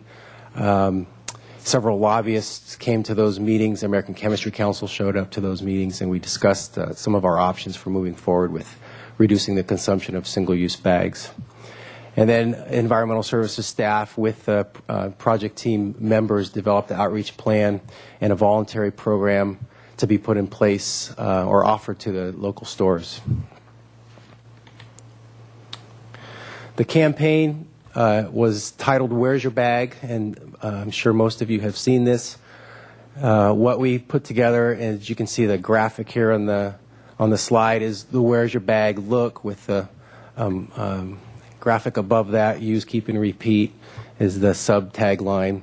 But there are parking lot signs that we've made to be placed in parking lots at grocery stores, buttons for baggers to wear, just reminding people to bring their reusable bags, adhesives for the upper inside part of your window where your oil change adhesive goes on your car, and then trainings available to the staff of all the grocery stores to remind people so that they will remind customers to bring their bags or ask them if they have their bags with them and whether or not they even need a bag. Another part of the city's efforts, or the project team's efforts, are reusable bag giveaways. You can see this Chico bag down here in the corner. It's made of 100% post-consumer recycled, I believe, milk jugs. It's plastic-based. Very nice bag. And tabling at several stores on a regular basis. We're putting out advertisements and public service announcements. There is an ad now flying on television stations, cable stations, reminding people to use their reusable bags during the holidays. We held a kickoff event August 28th in De La Guerra Plaza, where we announced the campaign, the beginning of the campaign, and all the efforts that we were making. Approximately 800 people attended that event. It went off very well. And we have provided many school presentations and continue to do that. A lot of those are being provided by Kathy King, who's with Choose to Reuse and works with us on the project team. And the stores that have signed up for the Where's Your Bag program, who've agreed to place signs in their parking lots and have their staff trained and wear the buttons, are all the major stores in the city. As you can see, we've got Lazy Acres and Ralph's and Santa Cruz Markets, Tri-County, Albertsons, Vaughn's. All the big stores are, most of the big stores are in here. We don't have Trader Joe's or Gelson's, but we have everyone else that is a large grocery store. Something else that's been really impressive about the campaign is the sponsorships that we've received. Not only are several of these stores participating in the program, but they've contributed some funding toward the program. We have $18,000 in cash donations for the Where's Your Bag campaign, and we have another $15,000 of in-kind donations that we've received. In addition to these stores that are participating, we have Marburg Industries, Univision, Telefutura, Allied Waste, SB Parent, Access, New Image, Newshawk, Santa Barbara Pedicab, the French Basketeer, Raven Associates, Say Cheese, and Art from Scrap, all contributing some sort of cash donation or in-kind donations for the campaign. It really has been a tremendous response on the part of the stores and the community to move this program forward. So, looking at regulatory approaches in other jurisdictions, we've done actually quite a bit of research on what has happened in other jurisdictions, what other jurisdictions have attempted to do. On this list, San Francisco, they passed an ordinance in 2007 banning plastic bags. They moved to paper and biodegradable bags. But they also have a citywide composting program where the residents are able to put their biodegradable bags in and send off to a composting facility. Oakland passed an ordinance about a year and a half ago taxing or banning plastic bags, and they had a lawsuit filed against them by the American Chemistry Council. They rescinded their ordinance. The ACC said that they needed to do an EIR, and they decided not to go through that process. So they are currently not, they do not have a ban in place. Los Angeles County has a program they've adopted, much like our Where's Your Bag campaign. It's a voluntary program, but they're going at the issue with voluntary measures with stores and customers. The city of Palo Alto has passed an ordinance banning plastic bags. They received some sort of challenge from the American Chemistry Council. They did conduct some sort of CEQA process. I think they did a negative declaration, and I'm told they still have a ban in place. That was very recent. City of Fairfax passed a ban, and that was later rescinded after they had a lawsuit filed against them. Manhattan Beach, they banned plastic bags in 2008, and they were facing a lawsuit by American Chemistry Council, or Save the Bag, I think is the name of the organization that's filing these lawsuits on behalf of the American Chemistry Council. And then Malibu, they actually have a ban in place for large grocery stores and pharmacies, and they recently went after smaller stores as part of their ban. The bottom line, though, is it's been very difficult for any jurisdiction to impose any sort of comprehensive approach to the issue, because as you saw in the previous slides, we're not just trying to address single-use plastic bags. We want to tackle the entire problem, single-use bags, period, which includes paper. And it doesn't appear to us as though anyone has been able to do that successfully to date. So there are a couple of bills that were making their way through committee in Sacramento. I believe these have both become two-year bills, and they have stalled. But AB 68 and AB 87 would have both imposed a 25-cent fee on paper and plastic bags. And the League of California Cities has stated that they do support the concept of charging a fee for single-use carry-out bags at the point of sale. So again, this is a recommendation that's coming from the Solid Waste Committee. It is to commission a survey of voters about a possible tax on single-use bags that would apply to retail establishments over 30,000 square feet, and to ask voters the amount of such tax that they would be comfortable with. At this point, we'd like to open it up to any questions or discussion. Okay. Can I just start with, it seems like the cities that have banned the plastic have actually said you can't even offer plastic, whereas we're talking about, maybe, I don't know, whatever amount, say a quarter. If you pay a quarter, you can get a plastic bag. Is that a difference? Madam Mayor, that is the essence of the proposal here that's been put forth by the Solid Waste Committee. Okay. That's correct. It's more of a fee, not a ban. This is kind of like what the country of Ireland has done. Okay. Not prohibiting the sale, but putting a fee on top of it at the point of sale. And maybe we'll hear this, but I think the plastic costs 2-3 cents or something. I guess John can help us when he comes up here. And the paper more than that. So we would be asking people just to pay for what they're using is what and maybe a little bit more so that we can continue with an education. So that's what I'm wrestling with a little bit here, because I don't I don't know of any other jurisdictions of Ireland that has done this. I mean, in the United States, is that right? Yeah, Madam Mayor, that's correct. The city of San Francisco actually had a fee that they had put into place. They passed an ordinance that had a year lag time on it. It was 17 cents per bag. And of course, that wasn't going to cover just the cost of purchasing the bags for the retailers, those only being 2 or 3 cents per bag. It was supposed to cover the cost of dealing with those bags as a jurisdiction, dealing with all the litter and taking care of all the bags as far as disposal is concerned and getting them in landfills or out of landfills and through recycling centers. So that's correct. I don't believe there is a tax in place in the United States yet for just bags, or in California at least. Okay. Ms. Falcone, did you have anything you want to add? That's your committee. Thank you, Madam Mayor. It's been a pleasure and an honor to serve as chair of this committee for 8 years. And we've done a lot of great things, and I look forward to that committee doing a lot of additional environmentally superior things for not only this jurisdiction but also for the region. We're in talks with the county and with the city of Goleta, the city of Solvang, and Buellton to look at a conversion technology, which basically is a beast that eats your trash and turns it into energy, and there are various different types that I won't go into. But the regional conversation about how to deal with our trash has really come light years in the last 6 or 8 years. And this is just, I think a continuation. Now, I did vote to put this forward to the full council for discussion and possibly approval. I must say that I think that the $50,000 number is extremely high, and it makes me uncomfortable. But let me say this, and that is that I think we need to know what the people are thinking.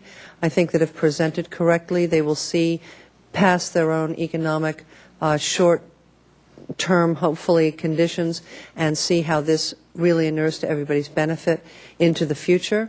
I think it's short-sighted to not find out how people are feeling. It's not about saying we are going to impose a fee. It's a question of whether or not you out there as individual citizens, when you go to the grocery store, would be willing, if you don't bring your own bag, to have a fee imposed. I think we can get the survey done for less. I encourage the finance director to do your level best to ask the salient questions and get true data and true information, but at the least amount of cost possible. Thank you, Madam Mayor. It's been a pleasure to chair this committee, and I look forward to seeing what it does in the future. Okay. We have a number of people who would like to speak. Can I Ms. just Schneider, make do you have a question? Yeah, no, Okay. it's a clarification in Okay, the go ahead. staff report. There's an attachment of the League of Cities Environmental Quality Policy Committee's recommendations, and I serve on that committee. And just to be clear, that these recommendations were based on state legislation. And I bring that up because item 2 on that attachment talks about the funding to go towards cities for stormwater, solid waste diversion, visitor education, awareness, and water quality. We may or may not be looking at that in terms of where the revenue would go. And I just want to be clear to say that the League of Cities policies here doesn't have any details about what cities can do, except to say that they should be allowed to put something on the ballot, or they should be allowed to implement something if they so choose. So just to, because it didn't quite say that in the staff report. And Madam Mayor, can I just Sure, add to go that? ahead. And that is, as the board member for this region, I don't believe that recommendation, or at least that policy, came yet to the board for ratification, because it is a statement from the policy committee, the environmental policy committee, that we support in concept something like this. And I guess that's the crude way of putting it. But the board of the league has not ratified it. But if they're looking at it in concept, then they will look at specific legislative language in earnest. And so I think it's a good sign. And that, I think it slowed down to go to the board because the legislation itself was tabled or was stalled, so there was no need for it to rush over to the board. So, just Okay. to make that clear. Okay, if we could hear from the public. Nikolai Lambert will be followed by Andrea Neal.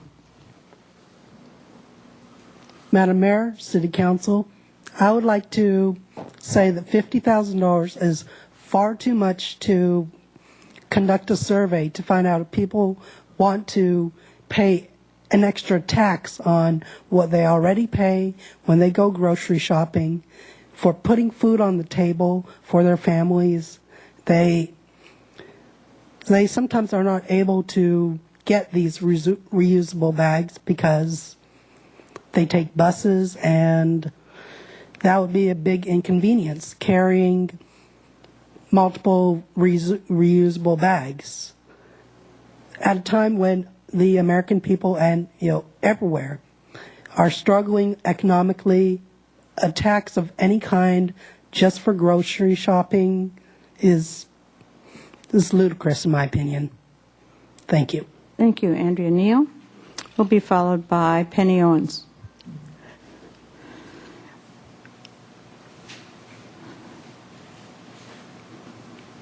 Hi. I'm Dr. Andrea Neal. I'm the science advisor for Jean-Michel Cousteau's Ocean Future Society.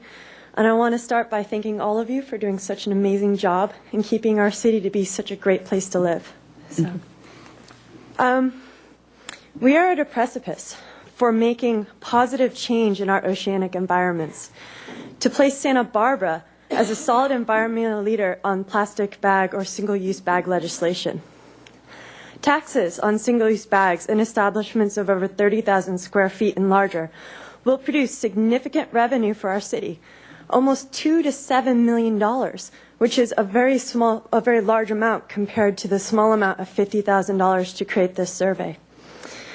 Legislation such as tax on single-use bags have not been successful in other countries, such as Ireland, and not only have significantly reduced the amount of trash in their cities by almost 90%, but they've also raised significant funds. These funds that we could use for our civil servant heroes, such as firefighters and policemen, and cleaning up our city. We at Jean-Michel Cousteau's Ocean Future Society strongly encourage our city to consider looking and exploring what our community's thoughts are on a tax on single-use bags that will produce revenue for our city. Our oceanic environments are in trouble. We know that 70 to 80% of our oxygen comes from our environment. We're in a coastal community. This is where our tourism money comes from. This is where the revenue is generated for our city. We are trashing it. By being heroes and by being leaders in our state, as Santa Barbara leaders, we have a chance to make a giant impact on our environment. But we can also raise money for our city, which is fantastic. So please consider having a survey on single-use bags in the city of Santa Barbara. Thank you. Penny Owens will be followed by Kathy King.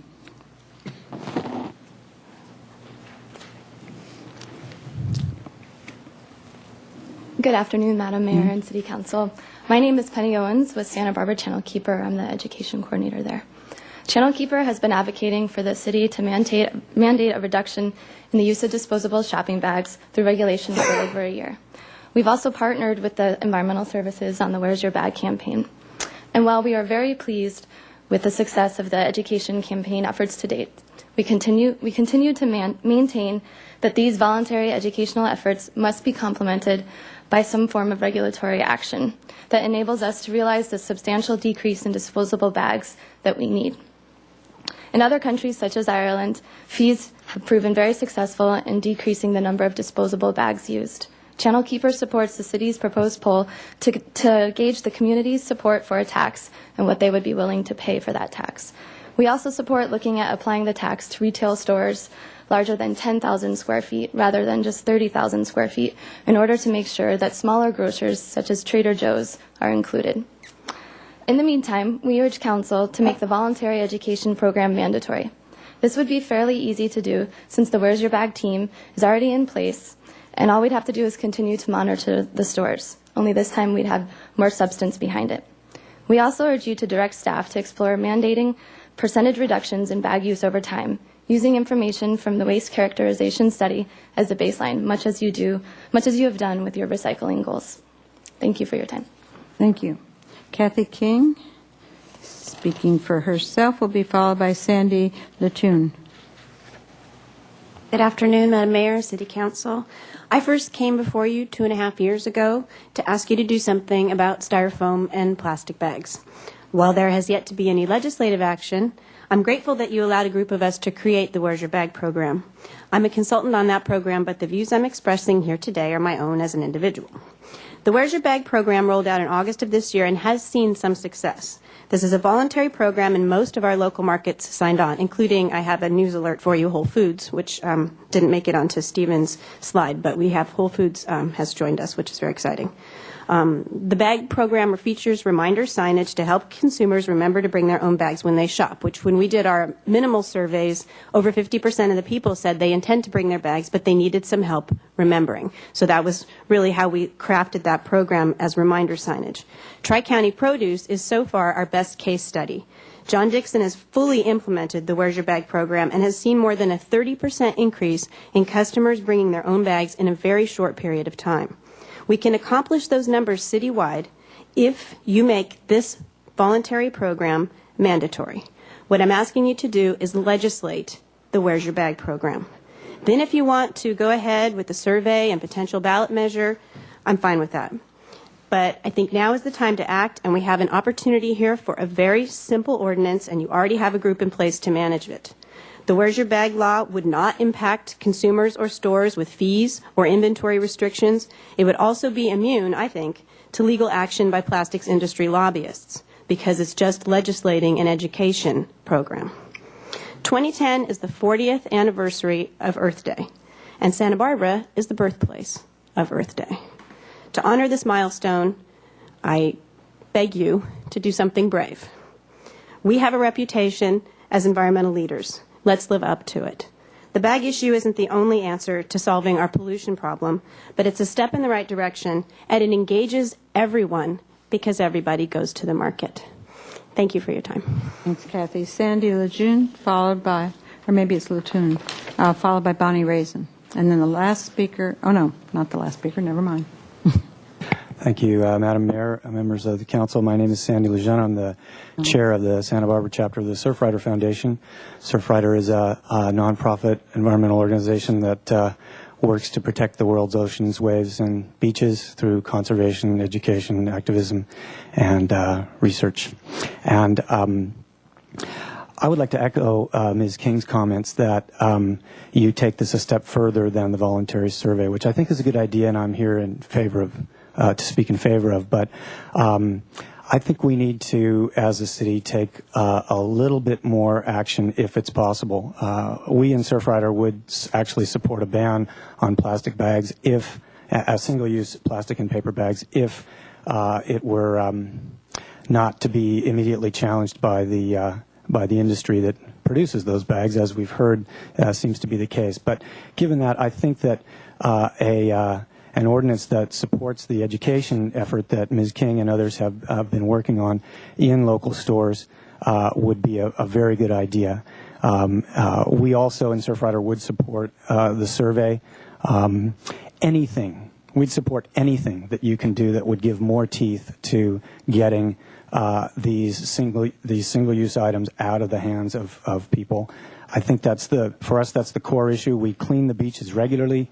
We're in the water regularly as surfers and ocean and coastal enthusiasts. We know what the trash problem is. And you heard something about the science, but I think it's important to understand, at least with single-use plastic, that every piece of plastic that ever was made still exists in some form or another. It doesn't biodegrade, it photodegrades, so it goes into ever smaller and smaller pieces that end up in the food chain, as we've now learned. And we need something.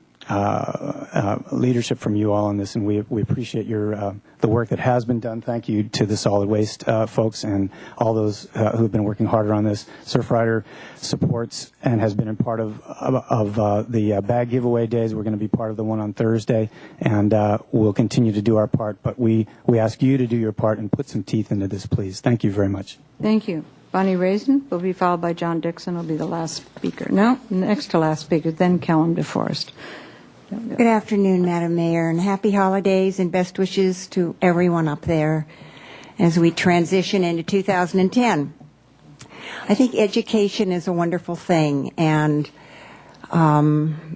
whatever the little slogan is, I respect that, and I think it should be placed in prominent places just to remind us. However, I think the voluntary merits of this program is as far as it should go.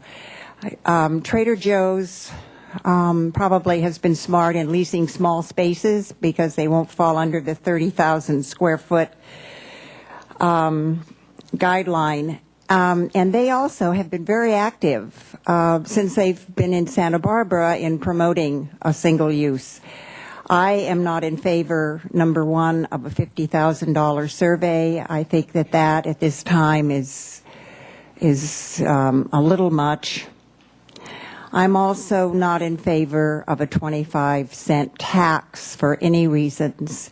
And I think that ultimately the markets will suffer, just as the gentleman who spoke to the families who maneuver their groceries on buses.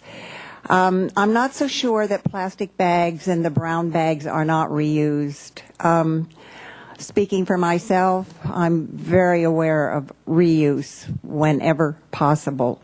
This should be voluntary. Awareness and education is excellent, but to say or to make everyone feel guilty because they have a few plastic bags and brown bags in their cupboard is not right, topped off with a tax increase and an expensive survey. So I'm really asking you to get a pulse, do your surveys outside the markets, and continue it on through into 2010 to find out how many people are willing to participate on a voluntary basis. No new taxes. Thank you. Don Dixon will be followed by Kellum DeForest. Good afternoon, Madam Mayor and council members. I'm John Dixon from Tri-County Produce on Milpa Street, I think everybody knows. And I've been on this committee with staff, I think, since at least the last couple of years or more, and been at most of the meetings. And I agree it's an important issue to our environment, no doubt at all. But I was surprised to read in the Santa Barbara News Press yesterday is how I found out about that our city wanted to spend possibly $50,000 of our taxpayers' money to do a survey to see if more people would be willing to be happy with a tax increase, which is really what a tax is on bags. A fee is taxes. But anyway, I don't believe the timing is right for a new tax, especially in light of this economic times. Things are tough for a lot of people. So I don't think approving it would be a wise idea at this time. I've been working on the Where's Your Bag campaign since, as I said, since the beginning. I've been very supportive of the efforts. And at Tri-County Produce, we spent a fair amount of dollars redesigning our paper and plastic bags. I actually have one here. We even put on the back of it the logo, Where's Your Bag campaign. We did it on our T-shirts, our plastic and paper bags, had to change all the designs. We're doing it to promote the whole process because we're in support of it. The program is still in its infancy, but I think it's making a success even in our small store. Now, I'm opposing this thing when it doesn't even affect me because I'm not even 10,000 square feet, but I still don't think it's a great idea. I am very pleased, though, with the amount of customers from youth to seniors that are bringing in their own bags and in growing numbers in our store. That's happening a lot. I provided you all with a little spreadsheet right there. I actually last March started tracking the data by programming buttons on my registers, which the cashier has to hit. Did they bring a bag? Yes, no, or did they just not use a bag? And we did it from March through August, and you can see 31% of our customers were either reusing a bag or saying, no, thank you, I'll just carry this out, I don't need a bag.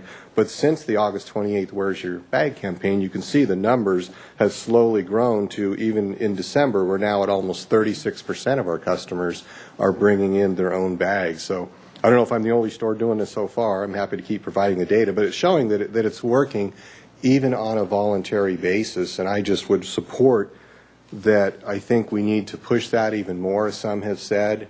I don't think it's wise to go for taxing everybody, maybe down the road, maybe 2 or 3 years down the road, but I don't think the economy is ready for that.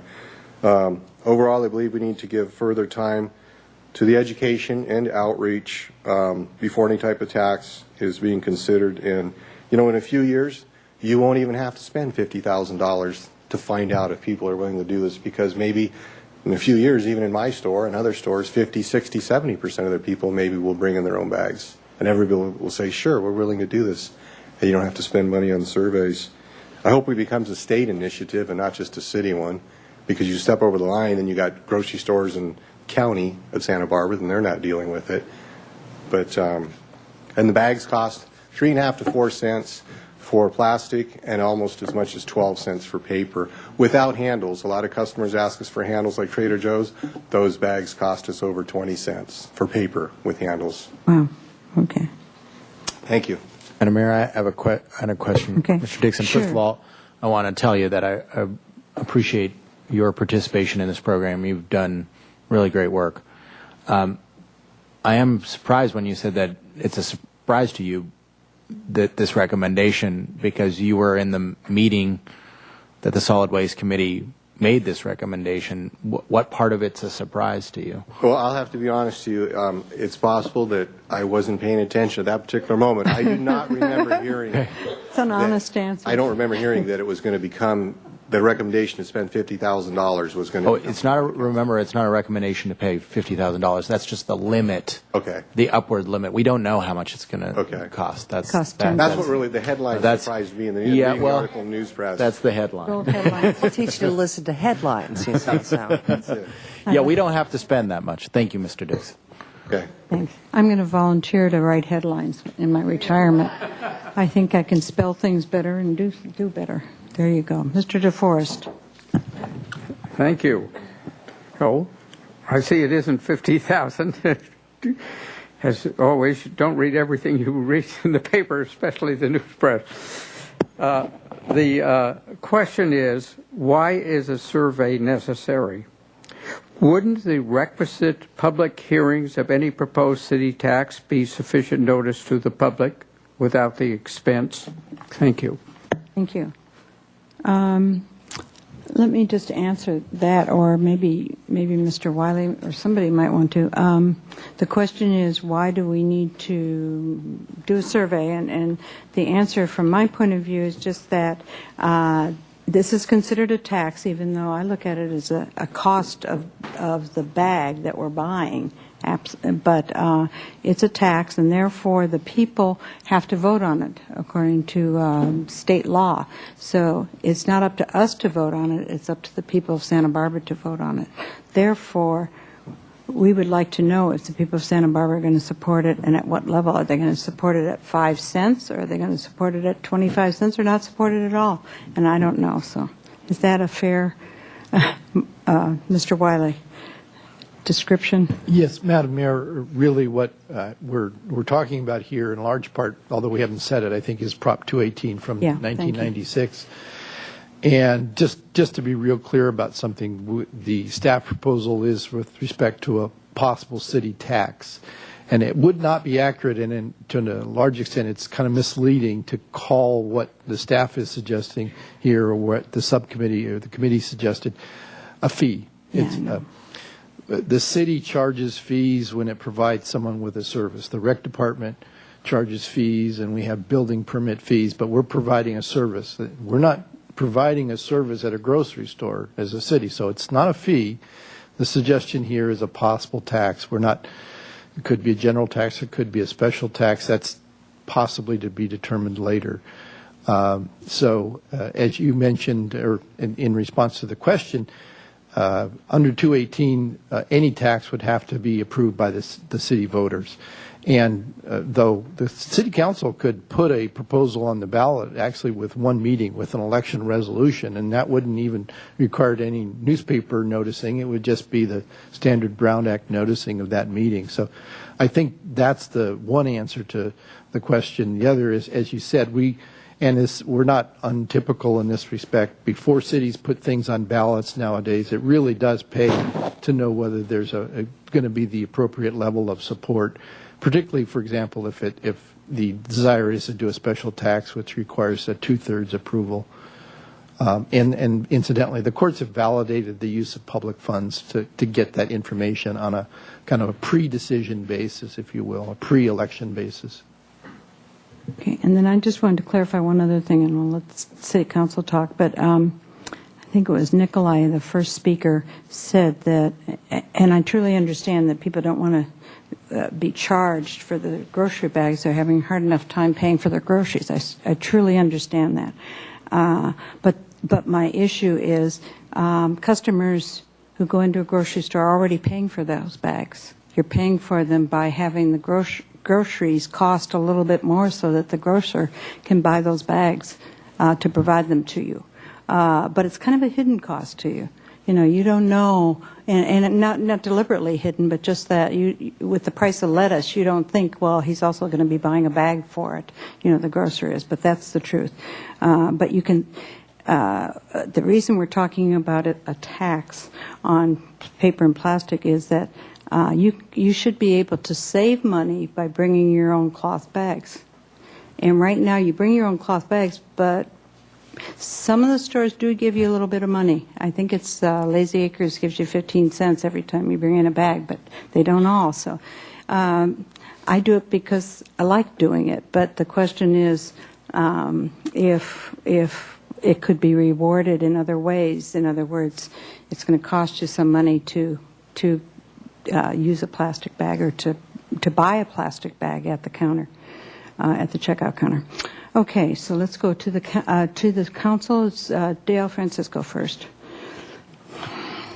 Thank you, Madam Mayor. I tend to agree with John Dixon on this one, and I think that his store certainly has been exemplary in implementing this program and encouraging people to use reusable grocery bags. I've also seen, for another example, nearer to my house, the Trader Joe's on De La Vina, they've also been very, very aggressive in pushing the idea of using reusable bags. And I don't know that they've done the detailed statistical work that Mr. Dixon has, but just my anecdotal observation is a lot of people, I would say at least a third of the people that I see in Trader Joe's are using reusable bags now, and it's whatever the actual number is, it's a huge increase in the last year.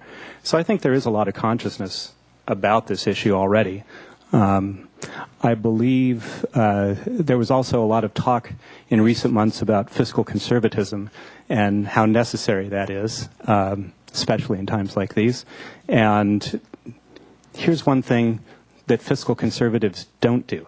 They don't raise taxes if they don't have to. We have an education program that seems so far to be very successful, and I don't see any problem with continuing to support that education program. This is an ideal public-private partnership. We've got a lot of enthusiastic people behind it. Let's see what kind of results we get with that before we impose a new tax on the people of the city of Santa Barbara. Secondly, another thing that fiscal conservatives don't do, especially when they don't have a lot of money, is commission studies for up to $50,000. Now, if there are enough people on this council who want to do the study, I have a proposal for a very, very inexpensive one. It's called an election. And the next time we have a general election, put something on the ballot. We'll find out if the people want it or not. The marginal cost of adding a ballot proposition to a general election is very, very small. So anyway, those are two possible fiscally conservative problems. It looks to me that things have been working, and I think we should continue with what's working. Thank you. Okay, Mr. Williams. Mr. Francisco, does that mean that you would vote to put it on the ballot? Probably not. Well, it would not be able to go on the ballot without a unanimous consent of the council. So your suggestion is not tenable unless you would vote yes on it. Right. Fair enough. Okay. I will vote for it then. Oh, good. I'll vote to put it on the ballot. All right. So then we won't need a study. So you're saying that you're willing to go forward without a study. if I will vote to put it on the ballot. I like the challenge. We could still decide to do that. Yeah. Remember, today is just to figure out how much the poll would cost. So we will still see this before we have to approve the poll.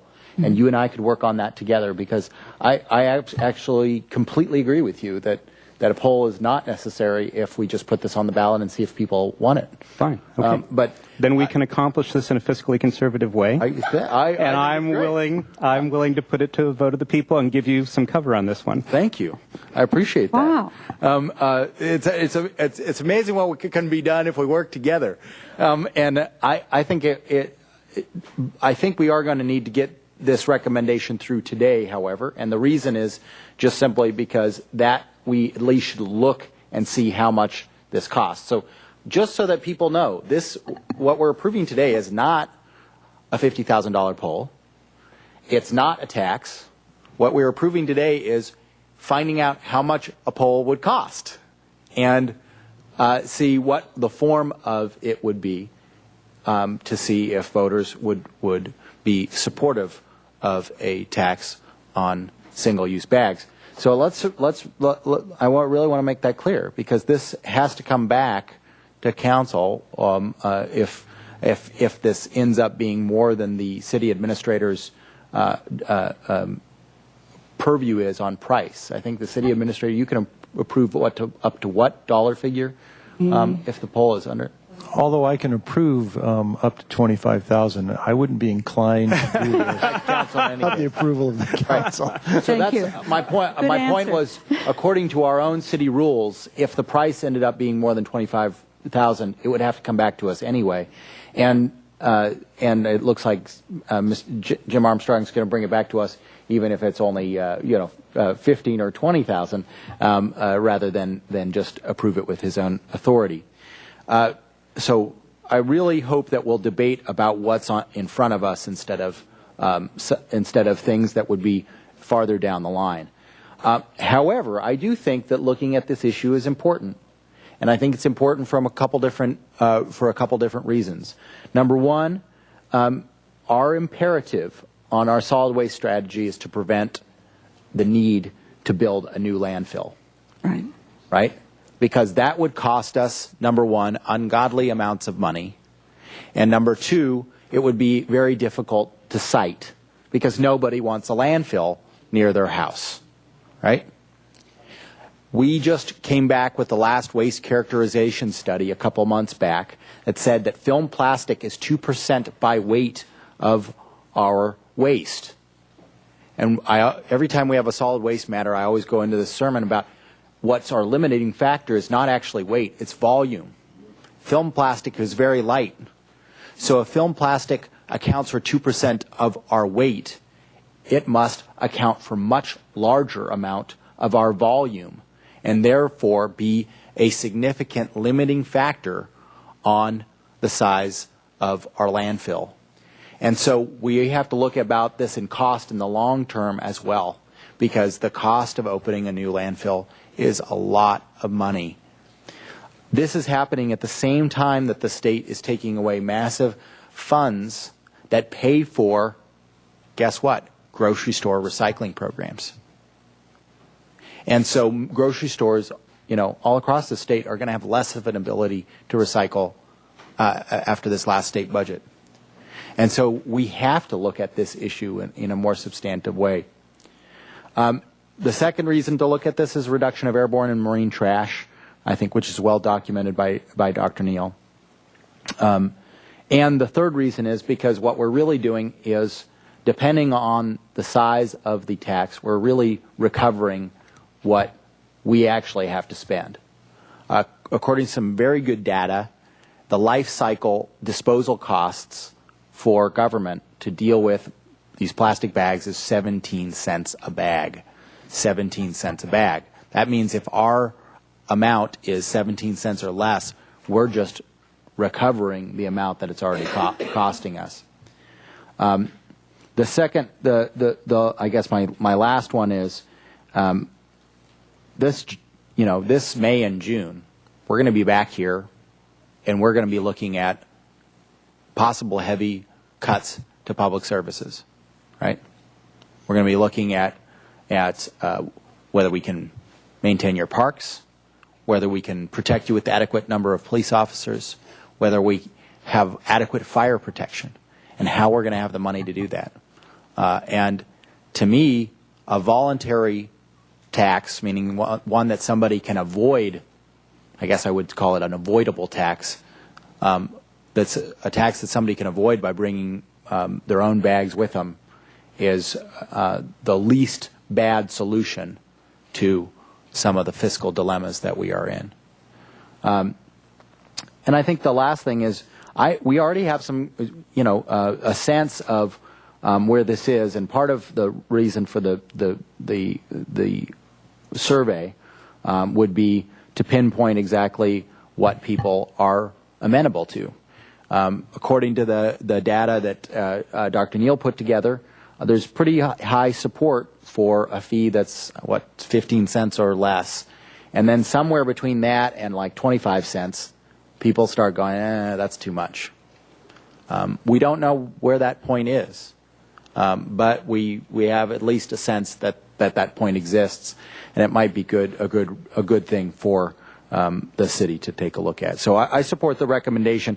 I do think we're going to have to reduce the square footage. I just pulled that number out of thin air, and now looking at the square footage of a lot of these establishments, it's much lower. And the reason why I pulled it out of thin air is I knew that it would be a logistical impossibility for the city to look at all retail establishments in the city. So there has to be a minimum size threshold. It would otherwise, it's just too much work.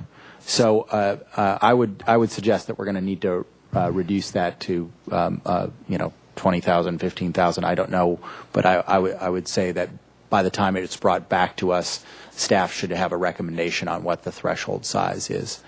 I also think that 50,000 is not necessary. We're going to be able to get this done for less.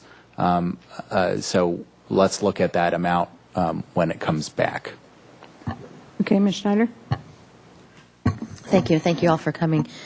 Councilmember Francisco, I think that was the biggest Christmas gift you could give Mr. Williams for doing that. And, I can just see the headline, in to support fiscal conservatism, Francisco votes to put new tax on the ballot.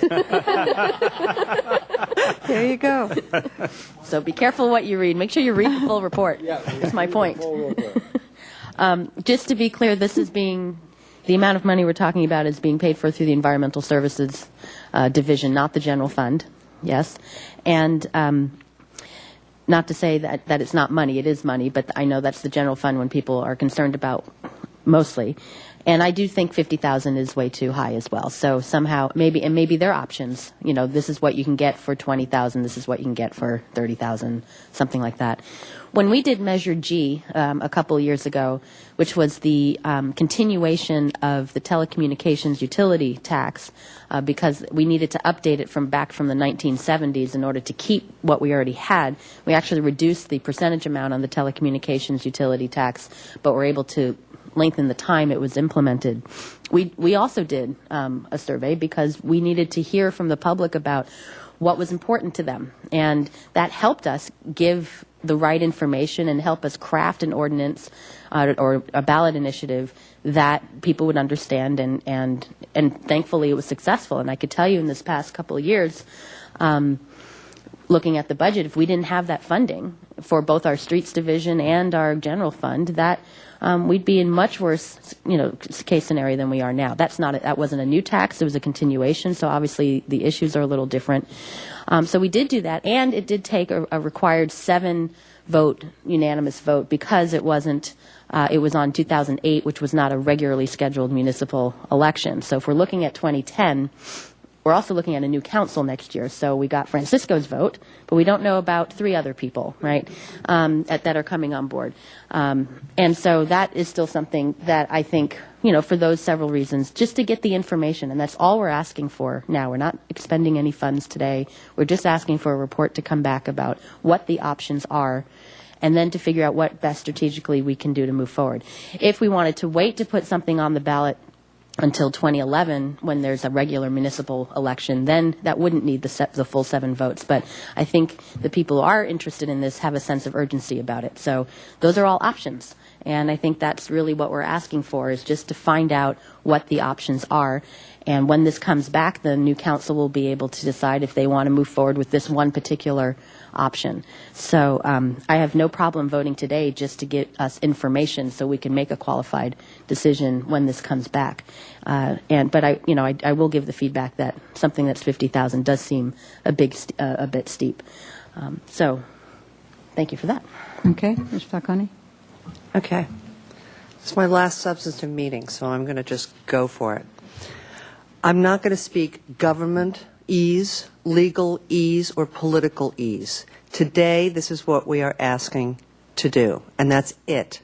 We are asking, Mr. Samario, please go find out how much a survey would cost to poll the public on the question, will you impose a tax on yourself of a certain amount if you choose to continue to use a plastic bag?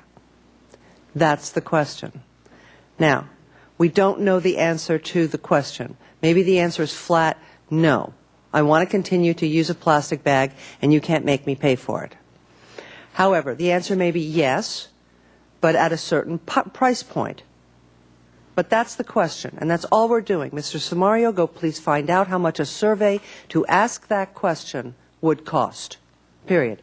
Then, once you have that information, you're going to have to bring it back, because Mr. Armstrong is leaving the building with me. No. You're going to have to come back to the council and say, here's what I found out, here's what people are willing to pay, or that they're not willing to pay. That council will then be making the decision to move forward in some way, either to put something on the ballot or just forget it. But it's going to be up to that council when you bring this information back in February or sooner. Right? Is that about it? Everybody clear? Okay. Thank you. Mr. House. I can support sending our staff off to find out how much that would cost and look into this and see what approach we might use there to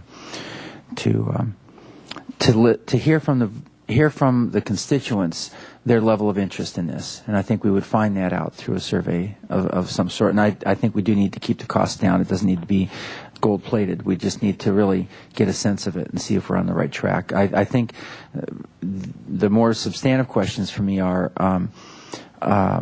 what are the costs to the city of dealing with this kind of waste, and is there a nexus between where they enter the stream and where we have to pick up the mess on the other end? I mean, I'd like to know about that nexus at some point. That's some research, and I think it's been probably well documented elsewhere, but I feel like we the public, we all need to know that kind of thing. What's the differential between the impact of this voluntary approach that's become really kind of a cultural phenomenon? I mean, I cannot hardly give away bags to put thread in at my store. People just don't take them anymore, and I like that. It costs me less. So that's another interesting thing is, what about the cost savings to the businesses who don't have to provide so much packaging? There must be some offset there of this kind of an approach. I don't know if it adds up to that much for a big organization. It's interesting because if this does follow through as a cultural phenomenon, little businesses benefit pretty well from not having to buy more fancy packaging. And the educational aspect of what's gone on so far has been pretty great. And I mean, to see the staff and friends dressed up like that the other day at that event you had was just worth its weight in gold. And if we didn't do anything else but have had that event, it would have been worth it, I think. It was pretty neat. But a lot of people are really getting the idea that how they carry their groceries home does matter. And it is embarrassing to find yourself in the line and realize you left your little sack back in the car, and then what do you do about that? So now I carry this with me everywhere, even to city council meetings. And then, so those are the kinds of questions I think, and I think it is important that if we're going to use a regulation and a taxation approach, either I suppose it would be complementary with a incentive kind of thing.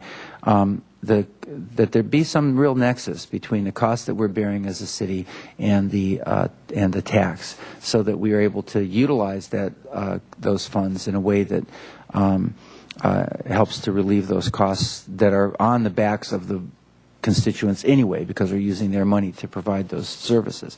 So anyway, I know, Madam Mayor, you probably have some more things to say, but I thought I'd just go ahead and initiate this with the motion to follow through with a staff recommendation to take this forward with a recognition that I think you've heard from all of us that we have some sticker shock on the $50,000 number, but recognize that that's a cap and it's going to have to come back to us. So I move the staff recommendation to get this going. Okay, and I just wanted to add I'll a couple second. of things. Okay, thank you. And though I just would hope that staff will give us a better recommendation than 30,000 square feet, because, that was an educated guess, and then I went back and checked all the facts, and it wasn't an educated enough guess. So would like to have staff clarity on the square footage number. Okay, and I just wanted to add a couple of things. The grocers are on board with this, with using the cloth bags, because they're going to save money, and that's the bottom line. For small businesses especially, I think the smaller the grocery store, the more they would like it. But we'll see, because the margins of profits are going to be smaller. But I heard somebody from Trader Joe's talk about the savings they were having because of the cloth bag, the push for cloth bags. And I use cloth bags there because I want to win that bag of groceries. They draw one name, and I haven't won it yet. But, I mean, those are the kind of incentives that happen. But they are saving a tremendous amount of money. So it would be interesting to do that research, to call Trader Joe's and ask their manager how much they're saving and how long they've had that program. But it's a good one. I also want to make sure that we don't leave the definition of fiscally conservative with just Mr. Francisco, because I have, I mean, you made two definitions, but I have always considered myself fairly a practical politician and I think fiscally conservative. In other words, watching every dollar.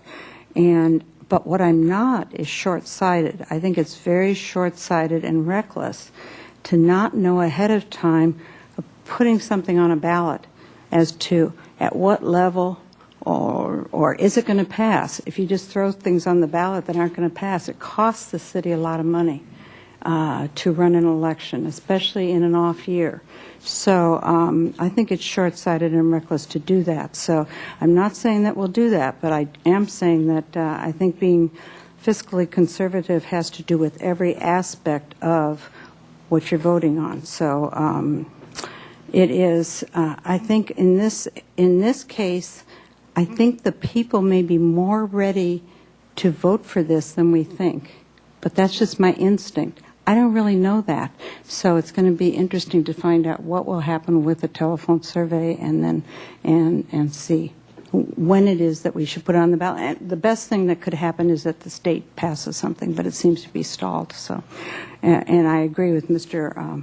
Dixon on that one. The store's right outside the city, won't be doing this, so that which would be too bad. Mr. Francisco. You want to make another definition? Madam Mayor. I'll counter you with a different one. Yes. No, I just want to make it clear that, of course, I'm not suggesting that this should be the subject of a special election. What I was saying was that this could be put on the ballot very inexpensively when there's already a regular election going on, whether it's a city election or a state election. Sure. Okay, we have a motion and a second. Anybody else? Okay. All those in favor, please say aye. Aye. Opposed? No. Okay. To send it to the staff and bring it back to the new council. Thank you. Okay, we're going to take a quick break, and then item 21 and 22 should be, 21 is looking at our annual financial report, and then 20. Country cottage that we could share. Call the council meeting back to order, and we are on item number 21, please. Comprehensive Annual Financial Report for the fiscal year ended June 30, 2009. Okay. Mr. Samario. Thank you, Madam Mayor, members of council. Bob Samario, interim finance director, and we are here to discuss the city's comprehensive annual financial report for the year ended June 30, 2009. Rudy Livingston will be making the vast majority of the report. I'll come back later to talk about general fund reserves. I did want to point out that we had our auditors here, and we spoke to the Finance Committee earlier today, and they talked about what they did, the scope of their work, and the results of their audit. And I just wanted to speak on their behalf since we sent them home. It was getting late, and they had to go back to Irvine. But essentially, what they do is they look at our financial statements that we prepare, and there are financial statements. There are responsibility to make sure that they're presented fairly in all respects. But the results of their audit is that they issue an opinion. It's one page that's included in our document. It indicates that the city's financial statements have been presented fairly in all material respects, as I indicated, and they've issued what's called a clean or unqualified opinion. In addition to that, they also look at all of our internal control procedures. That's an important part of what they do, and I think it should be done on an annual basis as it is. They make sure that we are doing things, checks and balances are in place, and controls are in place to ensure that funds aren't misappropriated or lost or stolen, and just protecting city assets. And so the results of their audit have indicated that they found no adjustments that were required. They found no instances of what are called material weaknesses in our internal control system. So basically everything was really well done. They found no instances of noncompliance with laws and regulations and the like. So overall, just a clean audit. And with that, I'll turn it over to Rudy, and he'll be talking about the document itself. And I believe he's going to be... He's going to first start with how to read the document, how it's organized, and then just some highlights of the finances. And again, I'll wrap up with the reserves of the general fund. Okay. Mr. Livingston, who's been up till all hours of the night preparing this. And it's been fun. Good afternoon, Madam Mayor, members of council. My name is Rudy Livingston. I am the accounting manager for the city of Santa Barbara, and we are here today to talk about the comprehensive annual financial report. Before I get started, I wanted to announce that I did check before this meeting started, and we now have the CAFR available online on the city's website. So anybody that's interested to look at that document can go to the website, and there's a tab on there for budget and financial information. And if you click on there, it will take you to the finance department webpage, which will give you an option to find the CAFR, and it is there. We're excited. We put a lot of work in for this document. Today, the first thing I want to do is walk us through the organization of the CAFR. The CAFR that we have, it's actually it's dictated on how this thing is laid out by the Government Finance Officers Association. We prepare this CAFR because we participate in the GFOA's Excellence in Governmental Financial Reporting program. And we're very pleased to participate. And we received our award for fiscal year 08, and we anticipate receiving it for fiscal 09. So instead of just the basic financial statements that a lot of cities have, we include several other things that allow us to participate in this program, including some additional notes, some statistical tables, discussion, management discussion, and analysis, and various things that go in a little bit more in depth into allowing the users to understand better the financial reports. The first section of the CAFR is the transmittal section, or the introductory section, which includes the letter of transmittal, followed by the GFOA certificate, and then there's an organization chart. It just kind of gives a basic overview of the city organization. The next section, which is really the meat of the CAFR, is the financial section. The first thing that we find in the financial section on pages 9 and 10 is the independent auditor's report. And as Mr. Samario indicated, the auditors come out, they test, they do a lot of procedures to determine whether our financial statements are fairly presented in a material basis. They have this concept of materiality. They don't test every single thing. What they do is they test our internal controls and make sure that we are following the procedures that are in place to make sure things are done properly. And then they do a lot of testing based upon those internal controls. And we are pleased that we did receive a clean report, an unqualified opinion, and that then, excuse me here. getting ahead of myself here. We received that clean opinion, and it is presented there in that financial section. The next part of the financial section is a management discussion and analysis, and that's found on pages 11 through 29 of the report. And if there's somebody out there in the public that wants to get a good feel and understanding for what these financial statements are all about, I would recommend that they read this section, the management discussion and analysis. It's intended to be a little bit more plain language analysis to help people understand what the numbers really mean in the financial report. This section, it's kind of similar to the budget message, the budget message that's printed in our annual printed budget for people to understand, kind of get that overview of what things are and how things interact. And I would take a little bit of time doing that. If nothing else, that would be the section that I would focus in on, because it gives some summarized information of what the financial statements are, but it also gives that plain language interpretation. After the MD&A section, we have our government-wide statements.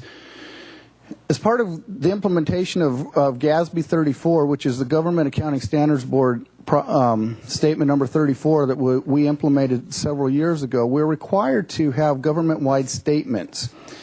These are presented on an accrual basis, and the intent was to try and get some financial statements that are more in line with what corporate America prepares.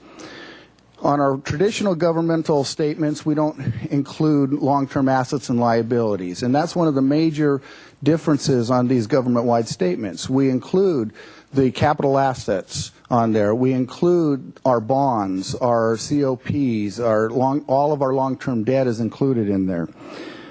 And so, and it has, down below, we have a net asset section, which is kind of what people often talk about as retained earnings, or the equity section of a business financial statement.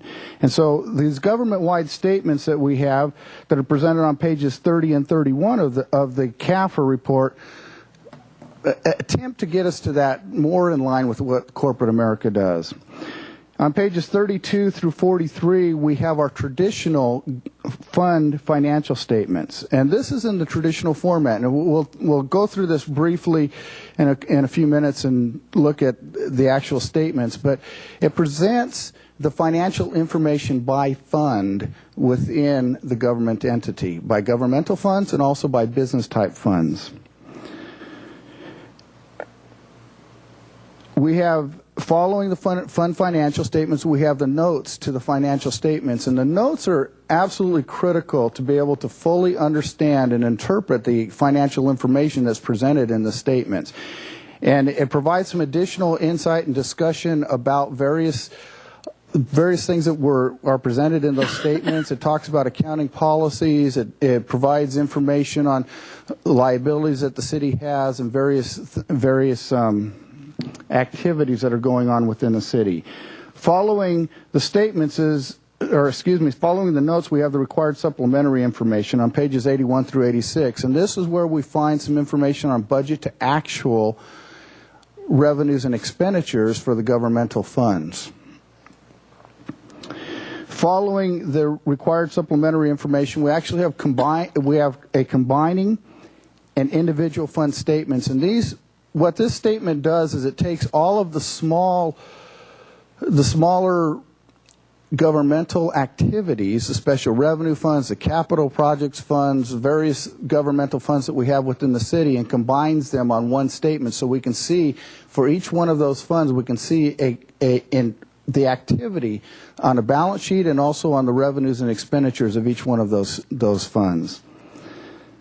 And finally, we have the capital assets section also following the combining statements. And then finally, on the pages 131 through 152, we have a statistical section where there are a lot of various important statistics about the city, about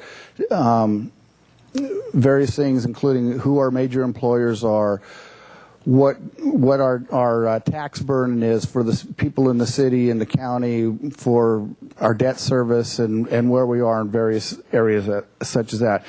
I want to lead us through actually a couple of these statements here, and I'm not going to spend a detailed amount of time going through every single line item on these, but I do want to talk about a few of the highlights, if you will, and important things. And as we go through this, I'd be more than happy to answer any questions that you may have, or we can go through and answer questions at the end. So feel free to ask me any questions that you might see here. The first statement that we have up there is a statement of net assets. And as I indicated at the very beginning, this is on page 30 of the CAFR report. As I indicated at the beginning, one of the biggest differences between the government-wide statements and the traditional governmental financial statements is the long-term assets and long-term liabilities. And you'll see on here, and I've highlighted it in yellow, that we are including a significant amount of capital assets on the balance sheet here. The statement, get the right terminology, the statement of net assets. In fact, you'll see down at the first subtotal there, we have $370 million of net capital assets that are included in this for the governmental funds, and we have $374,000 for the business type activities. That's the other thing that you'll notice about, we summarize the types of activities that we have by governmental types or business types. If we go down a little bit further on the page, you'll notice that we have the non-current liabilities, and this is our long-term debt, if you will. So we see that this is actually presented so the readers can understand how much debt we actually have outstanding as a city. We'll go to the next page on page 31 of the financial report, and this is our statement of activities. The statement of activities, it's kind of a peculiar statement. When I was learning accounting, they would always put the income first and then the expenses. Well, the way that this statement is laid out is we see the first column in the statement is the expense column. And this is split out between governmental activities on the top and business activities on the bottom. So we see what our total expenses are, and then to the right of that we have various items of program revenues, which is revenues that are specifically associated with a particular activity.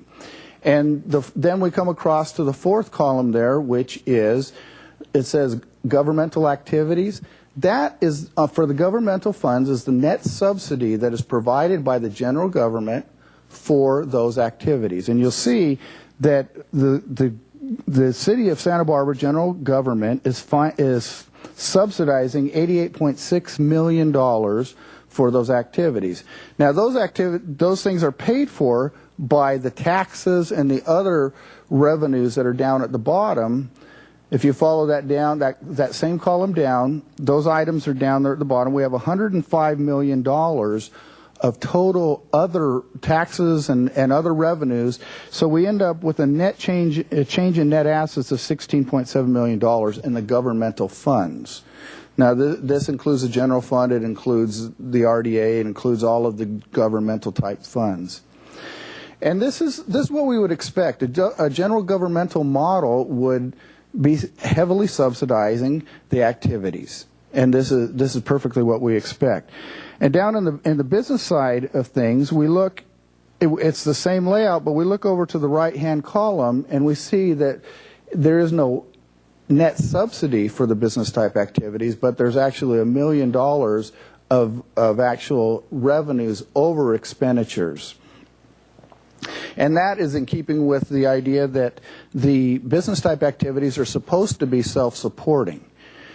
There are times when you'll actually have revenues that will come in a little bit less than the expenses in the business activities. Sometimes that's by design, and sometimes that is just the way the economy is. And we, I'll throw one of those items out. We know that, for instance, in the waterfront, that slip transfer fees came in well under what they were anticipating. So that would mean that our revenues come in significantly less. And while we end up with $790,000 net loss, if you will, expenses over revenues, a significant portion of that is that one line item, which is those slip transfer fees that we know were significantly hampered by the economy. We'll turn our attention now to the governmental fund statements. And on page 32 of the CAFR, we see the balance sheet. And the two things I want to point out on this statement is you'll notice that we have across the top, this is presented by the governmental funds, and we have the general fund, and then we have the other major governmental funds that we have within the city, or the next four columns, and then finally, the next to the last column is other governmental funds. And this is all of the non-major funds are lumped into that one column. But we split it out for general fund has its own column and all the other major activities. You'll notice on here that we don't have the long-term capital assets. We don't have the long-term liabilities on here, as I indicated previously. The next statement is the statement of revenues, expenditures, and changes in fund balances. This, once again, is presented in that columnar format with the governmental activities. And I wanted to highlight that the total revenues of $175, almost $176 million, of that, $96.6 million of that was tax revenues, which is what we would expect in a governmental model. Most of the revenues that come in are in the form of taxes, a significant portion. If you look down below, the expenditures are split out by department. Mayor and council, city attorney, finance, public works, etc. And so each one of these funds has their expenses split out so that we can see what each one of those departments is costing the various fund in which they reside. Now, let's go to the next slide here, and in the next slide we're going to talk about the general fund. And this is on page, excuse me, I want to make sure we're keeping up with where we're at here.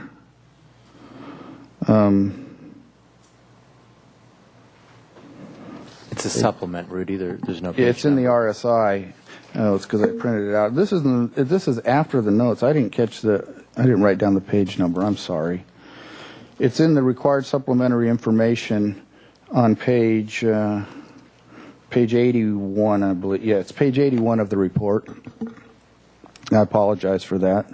I thought I'd gotten all of those. We've talked throughout the year. We've talked a lot about general fund revenues and expenditures, and this is our final statement on where we ended up the year in the general fund. A couple of things that I want to focus in on is that you'll notice the tax line. The original budget was $67.1 million. We came to council with some mid-year budget adjustments and reduced those revenue amounts because we knew that sales taxes had really taken a dive and some of our other key revenues. And so our budget for tax revenues was decreased to almost $64.9 million. And so when we're talking about this variance here, we're talking about this variance after those adjustments. And we can see from the schedule that taxes ended up the year being $2.2 million under the adjusted budget. And total revenues ended up $2.1 million below the adjusted revenue budget. Down below, we can see that the expenditures came in at almost $5.6 million below the budget. Now, we knew that revenues were declining significantly, and the city council and the city administrator's office had requested that all of the departments work extra hard to try and bring in additional savings in the latter part of the year, and we were targeting about $3 million, $3 to $3.5 million, and you can see that we actually ended up coming in the final numbers about $5.6 million under what the adjusted budget was for expenditures. Now, part of those savings are achieved by cutbacks in spending. Part of it is due to salary variances because of empty positions that weren't filled or postponed. Some of it was due to actually reducing the amount of encumbrances that we had on the books at the end of the year. There were a lot of things that came into that. But I want to focus on the expenditures that were actually made. If you look at the middle of that column in yellow there, I wanted to point out that we did actually have $20.7 million spent for fire and $33.7 million spent for police. So a total of $54.4 million of our total almost $106 million of expenditures were in the area of public safety. And that was 51.4% of the total general fund expenditures. And that is also in line with what we would expect in the general governmental model. We expect to have the public safety expenditures to take care of our needs for fires and police and all of those things.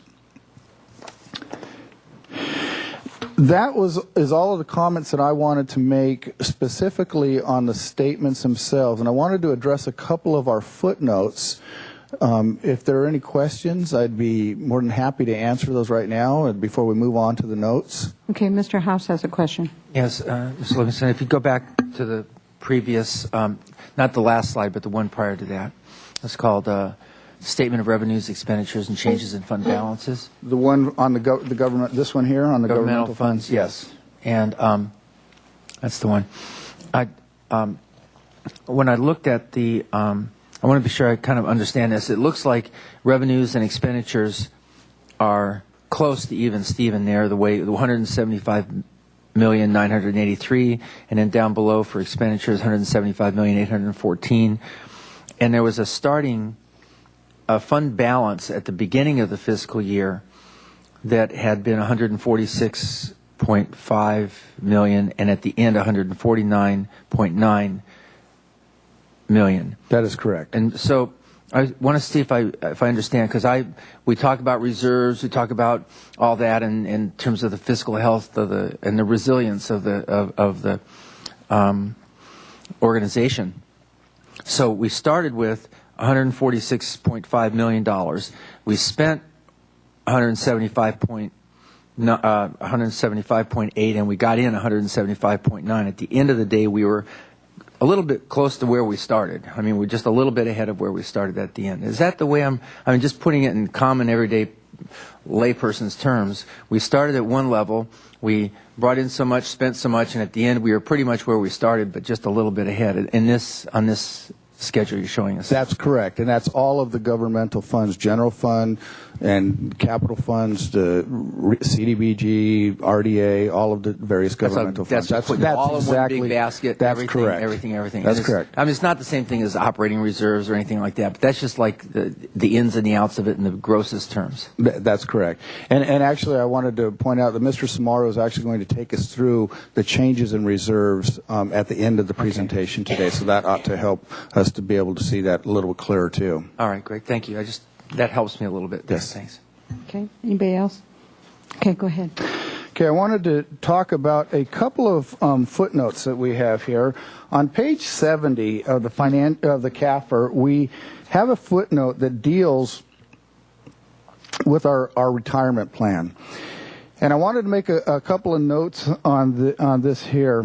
First of all, you'll notice that our retirement plan, the amount for 2009 that we are required to pay in is based upon a actuary valuation as of June 30th, 2006. So there's a 3-year delay from the time that the actual valuation until what we have today. It's a 3-year delay to get those numbers.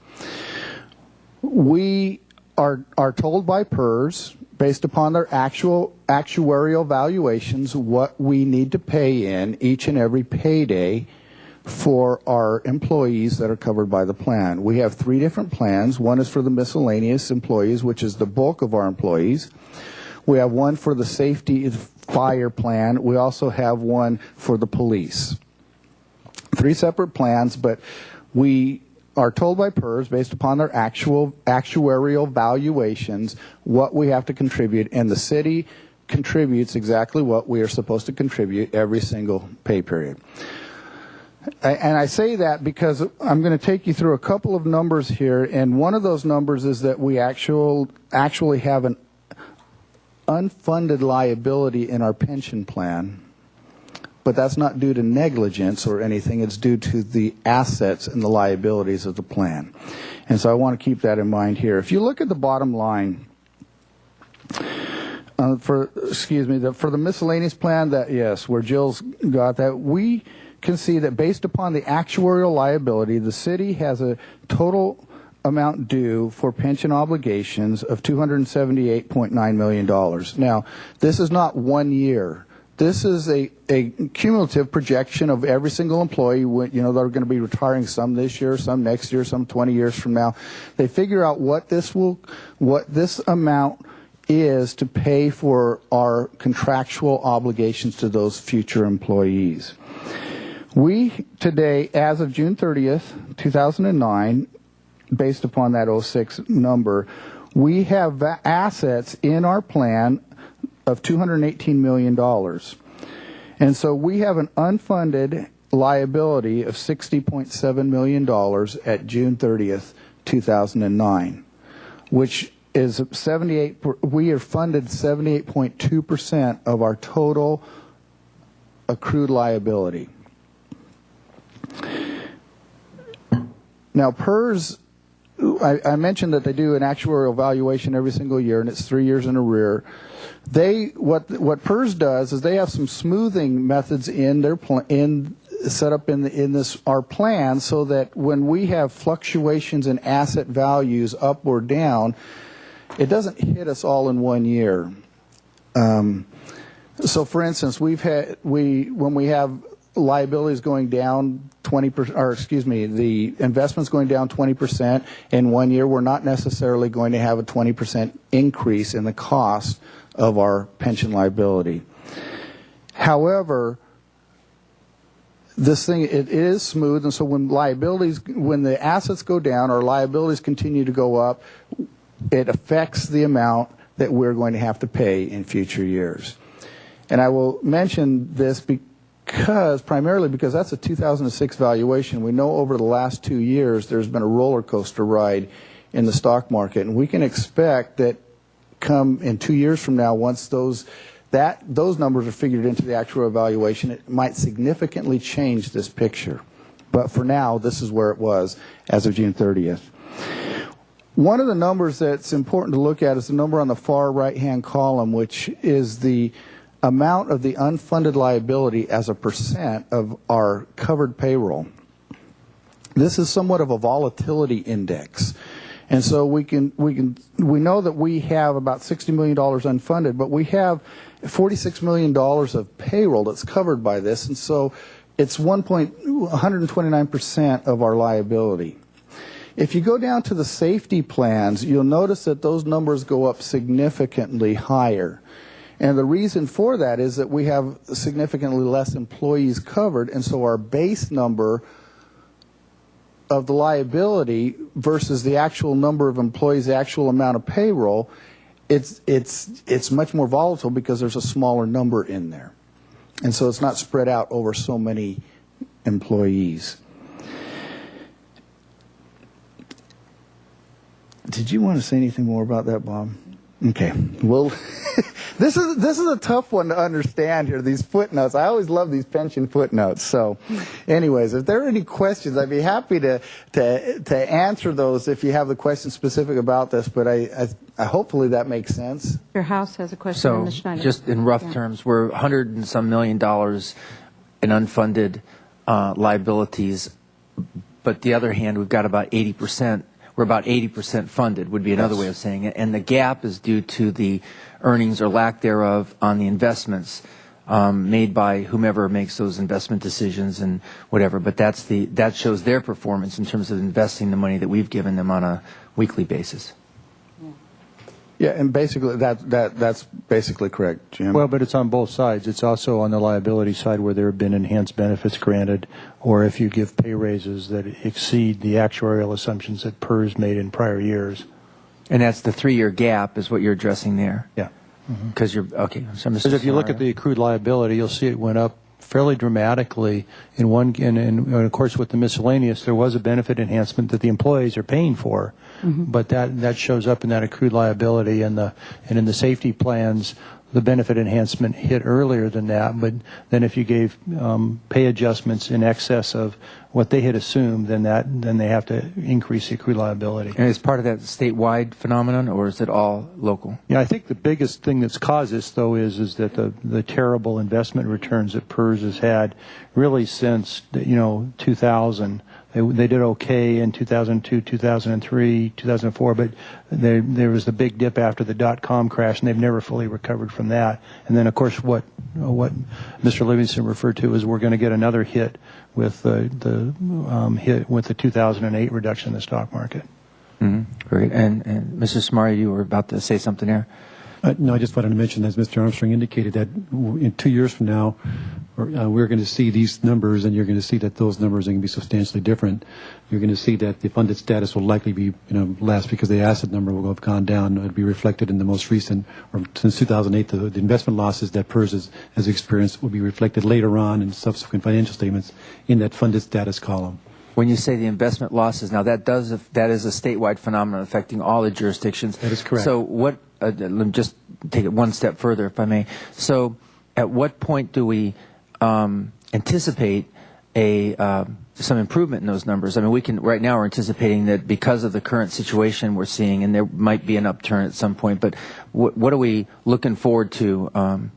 That's a good question, Madam Mayor, Councilmember House. I will tell you that in a 1-year period or less than a 1-year period, PERS assets went from about $250 billion to $160 billion. And within the same period, they went back up to $200 billion. But I think the most of that is going to be in the one fiscal year, which is going to result in 1 year's hit starting in 2012 in our rates. They are implementing for the first time a new smoothing technique above and beyond what Mr. Livingston indicated. They typically amortize traditional losses and gains in the investment side over a 20-year period. But this is an extraordinary situation. Those losses exceeded what they consider to be a normal band. And so those amounts are going to be amortized over a 3-year period starting in 2012. So we will see a hit in 2012 that reflects last year's losses, but it'll be over a 3-year period in some increment. Not sure how that's going to all work out, but we'll see that in a 3-year period. But that'll be juxtaposed with potentially some recovery that we're going to be seeing, hopefully starting, this past year a little bit, some recovery and maybe some improved economic situations over the next couple of years. But again, it'll be sort of feathered in. In real terms, for our employees, if I were listening to this conversation, do I feel like my pension's in danger? I would say no, it's not in danger. There's a lot of talk about the sustainability of pensions in general and in the PERS. I think they have to make some look at this as a whole, because this is an unusual situation, and it's kind of maybe somewhat unfair to judge a pension system based on one anomaly such as we've had last year. We've, over a 40, 50-year period, it's worked and it's been sustainable, but this is an unusual time, and it's called attention to some things that potentially should be looked at more closely, amortization periods and the like. But with the 3-year smoothing, that's going to help, I believe. It'll help, of course, cities to deal with the increase in the rates. But the long-term basis, it's anybody's guess. But I don't see any issue or any reason for anybody to question the sustainability of the program at this point. Great. Thanks, Mrs. Samari. I meant to ask this at Finance. There's, some people, you have a big number of unfunded liabilities, and that's an important number. Can you tell me the worst case scenario of what that really means on a day-to-day, in terms of the health of the city? As I understand it, if everyone retired tomorrow, then we're in big trouble. In terms of paying out the unfunded liability, because this is about their retirement benefits. Is that, really what we're talking about in terms of what the concern is in terms of having... we have to show it in the report, but can you just comment on what it really means to have an unfunded liability in terms of our day-to-day operations for the city?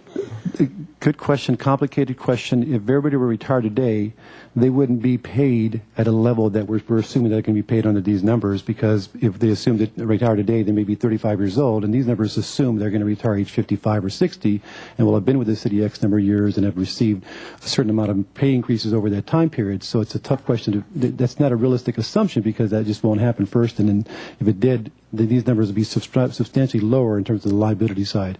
But essentially what this reflects is where we're at in funding our obligation. We know what those liabilities are, and they grow over time. We are supposed to sort of keep on stride with that, with how much money we're putting aside to fund that future obligation.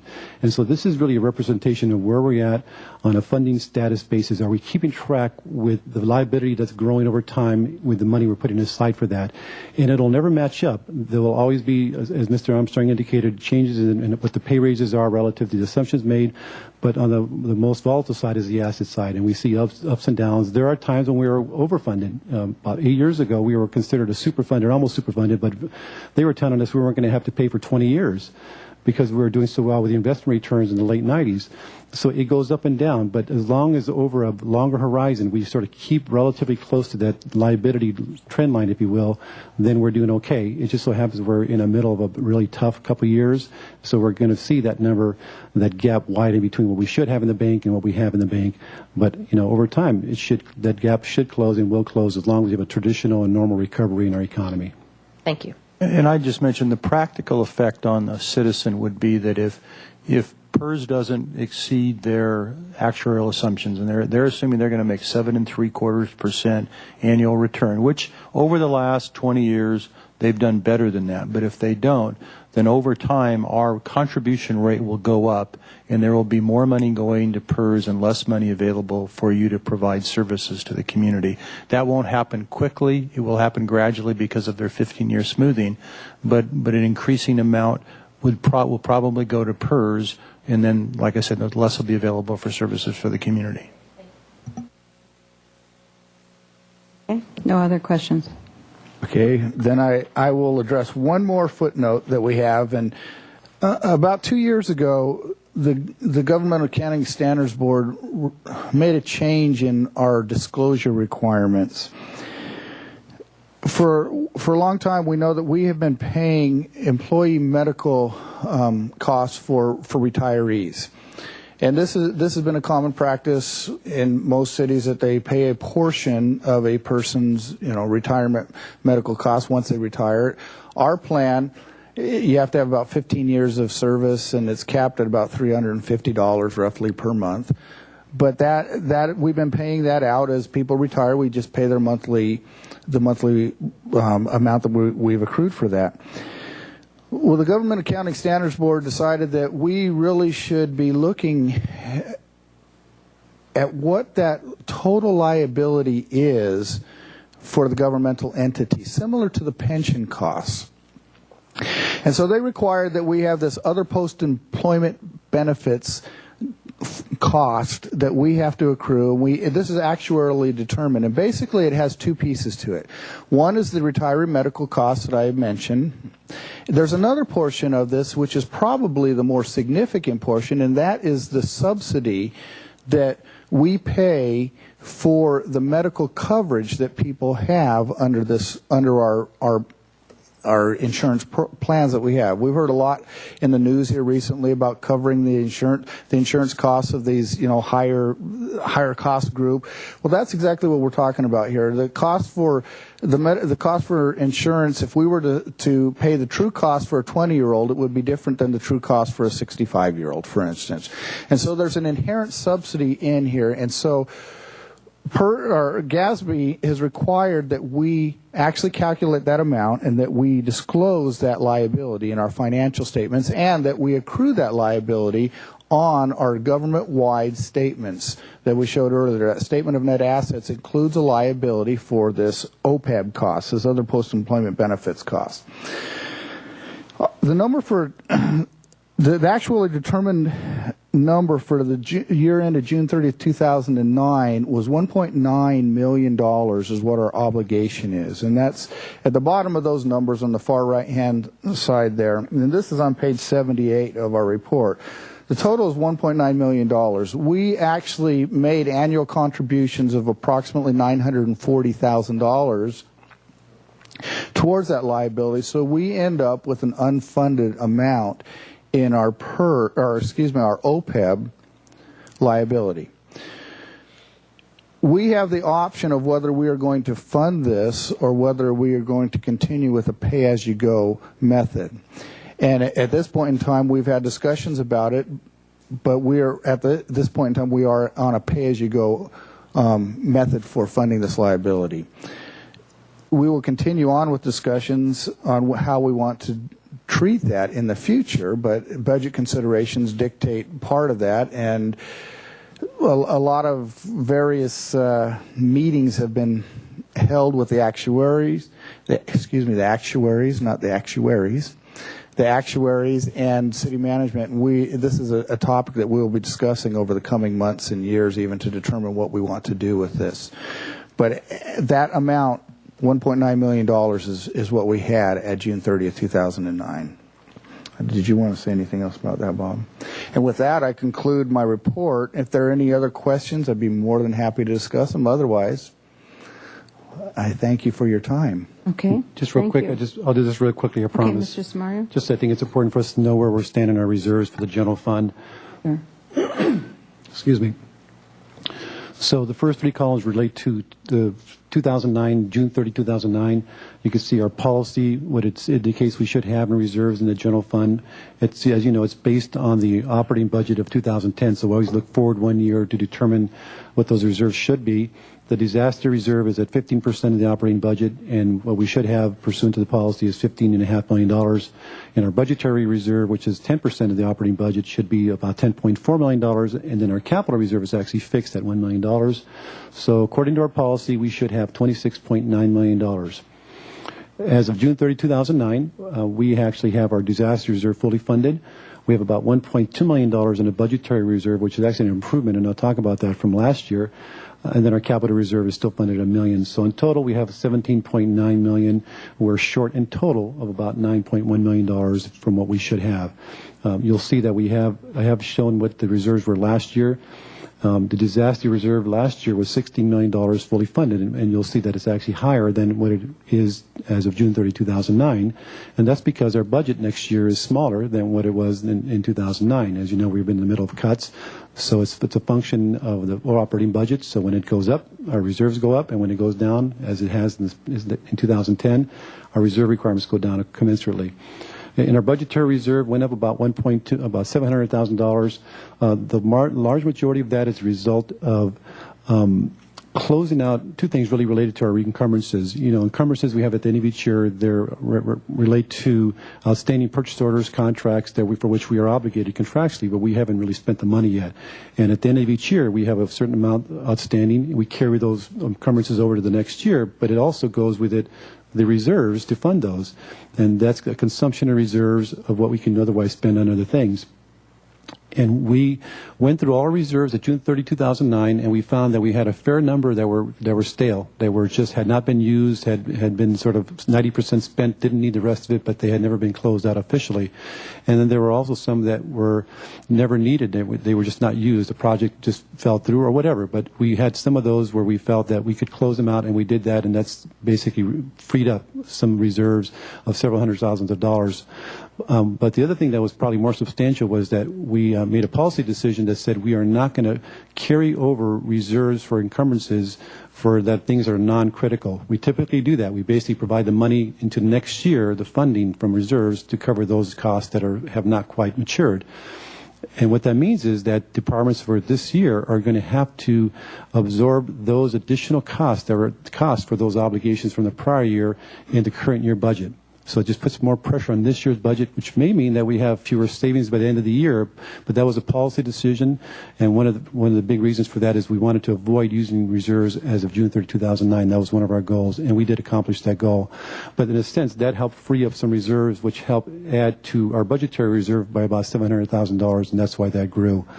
So in total, our reserves went up a couple $100,000, but it really we were able to add more to our budgetary reserve and reduce that shortfall, if you will, primarily because of the reserve for encumbrances direction I just mentioned. And then just one last thing, if you can go to the next slide, Jill. Again, there's a lot of discussion of reserves in our general fund going down, but during the last 10 years, and it just was interesting to see what our reserves were in some of our internal service funds, which are really an extension of the general fund. They provide services directly to the general fund, and historically they've had some reserves in there for the benefit of the general fund, but we just, for accounting purposes, track those things differently. And as you can see that over the last 10 years, those reserves have actually gone up substantially. We have an intra-city services fund that includes several operations, building maintenance, vehicle maintenance, custodial communication services. Back in 1999, we had $3.9 million in reserves there. that those reserves have gone down primarily because we created a new fund, the Vehicle Replacement Fund, into which we have now $6.8 million. So on a combined basis for that operation as a whole, our reserves have gone up by about $5.7 million. In the self-insurance fund, and we've talked a lot about that, we had $1.7 million back in '99 above what the actuary said we had to fund our outstanding claims. We now have $3.9 million, and that's after taking some of those monies to help the general fund, the rebating back to the general fund. But there's $3.9 million available there, so an increase overall of $2.2 million almost. And then lastly, an information systems fund, also an internal service fund, but it's new. But they have $934,000 in reserves for capital replacement, of course, for computerized systems, automated systems, and servers and the like that were previously had to be funded from the general fund. I mentioned this because this was all happening while we were seeing our reserves in the general fund go down, but we were at the same time actually shifting some of those things into other funds and even adding reserves in other funds that fund the same kinds of things. And so we saw over this 10-year period an increase of almost $7.9 million in reserves outside of the general fund. So that kind of helps to have a better perspective on, a citywide basis how we're doing from a reserve perspective. And I thought this would just be interesting and helpful to know. So with that, I'd be happy to answer any questions, or Rudy would, I'm sure, too. It's very helpful to have that information. Mr. House. Yes, there's one thing I didn't see here, and I'm sure it's there somewhere, and it may be so I can look for it when I get back to my office. When we do like this probably mostly will happen in the capital fund world, where we're doing the bridge replacements over Mission Creek. And the arrangement with the federal government is that we pay 11% and 89% is provided by we have to provide our local match. And that seems to happen over again with these large projects where we use a very small part, relatively speaking, of local funding and achieve a much larger amount. Is there a place where we're able to take a look and see how, where is it summarized somewhere how the city has taken local funds and been able to, by having, it's a leveraging operation. Is there a way to show that? Is that in there anywhere? Madam Mayor, Councilmember House, I think there are two places where you can see that. More clearly, you're going to probably see that in what's called our 6-year capital improvement plan, which shows a breakdown of all projects that we're working on, whether they be the bridges you mentioned or a water quality or creeks project, which have substantial grant funding, whether federal or state. The budget, that capital improvement document does delineate the funding sources, and it will show grant funds versus operating revenues, for example. So that's one place. In our budget document as well, for those projects that are funded typically in a 2-year financial plan, but in this case an annual budget, there's a section for capital projects that does show the funding sources for all those projects. So in the creeks, the streets fund, you'll see a breakdown not only what the total cost of the project is and a description, but what the funding sources are, whether they're federal dollars, state dollars, or just utility users tax dollars, for example, which are local dollars. In the financial statements, you kind of see that because if you look at one of our in the streets fund, which will be shown in the back, you'll see that one of the revenue sources is grants. It won't show you whether it's federal or state, but it'll indicate that we've got a fair amount for grants, and you'll see that is being spent for capital projects. And so that's kind of detailed. To me, it goes a little bit to return on investment kind of a thing. We, the community, are investing, our 11%, getting an 89%. I mean, it's a pretty huge return. And it would almost seems like it'd be very nice to have that in one place and be able to look at it. I'm thinking also similarly public-private partnerships where we're able to once again leverage and work together with partners in the community and multiply the value of the trust that we have from the community. Right. And maybe not to that extent, but I think the budget document, the capital project section, does a pretty good job of delineating all the grant funding we get for projects. Okay, great. I'll look there and ask you some questions later. Thank you very much. Okay, thank you very much. I think that's it. Thanks for all the work. Need a motion to accept this, so I'll make that motion. Before you finish, one thing I just wanted to mention, I mentioned this at the Finance Committee today. I do want to really express our appreciation to the accounting staff this year. Mr. Samario came to me about a month and a half ago and was very concerned because our accounting staff was also working long hours on doing all of the FEMA requests for payment because of both the T fire and the Jesusita fire. And one of our accountants, Doug Smith, was spending most of his time on that. And there was a real concern whether or not we would get the comprehensive annual financial report completed for this city council. And I pretty much told Bob and Rudy, you don't have a choice. It's going to be done by December 15th. And what that meant is especially Mr. Livingston, also Mr. Smith, were here late into the evening working on weekends, way above and beyond the call of duty to get this completed. And I really express my appreciation to them and all the accounting staff, because this was quite a task to get it completed on time. Right. Absolutely, and thank you for doing that. All those in favor, please say aye. Aye. Opposed? Now we should give Mr. Livingston a couple weeks off. Is that good?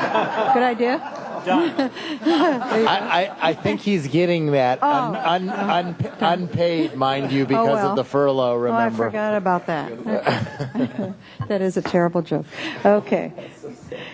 Okay, our next item is appointments to city advisory groups, and we're just going to go through here and make these. We only have a few of them that we're going to need to vote on, which is too bad. I think the community needs to put in their applications more. I'm constantly telling people they should put in for some of these. I think these boards and commissions are actually fun, and if you're thinking about ever running for office, it's a good idea to try to face the public on a board or commission first. But we will go through. I had said I would start with the W's this time, which I have not done a couple times, so it's about time. There's no rhyme or reason, but it just feels like we should move around a little bit. So on the West Side Advisory Committee, we didn't have any applicants, and that's too bad. Rental Housing Mediation Task Force has 4 vacancies and 2 people. I'll move Hurlinger and Goebel by acclamation. Second that. Okay, all those in favor, please say aye. Aye. Okay. 2 vacancies on the Planning Commission. We have 5 people who have applied. So we'll take nominations. I'll nominate Schwartz. Nominate Jordan. I'll nominate Thompson. Anybody else? Okay, we'll vote on those 3. We'll do a roll call. Councilmember Falcone, Jordan and Schwartz. Francisco, Thompson and Jordan.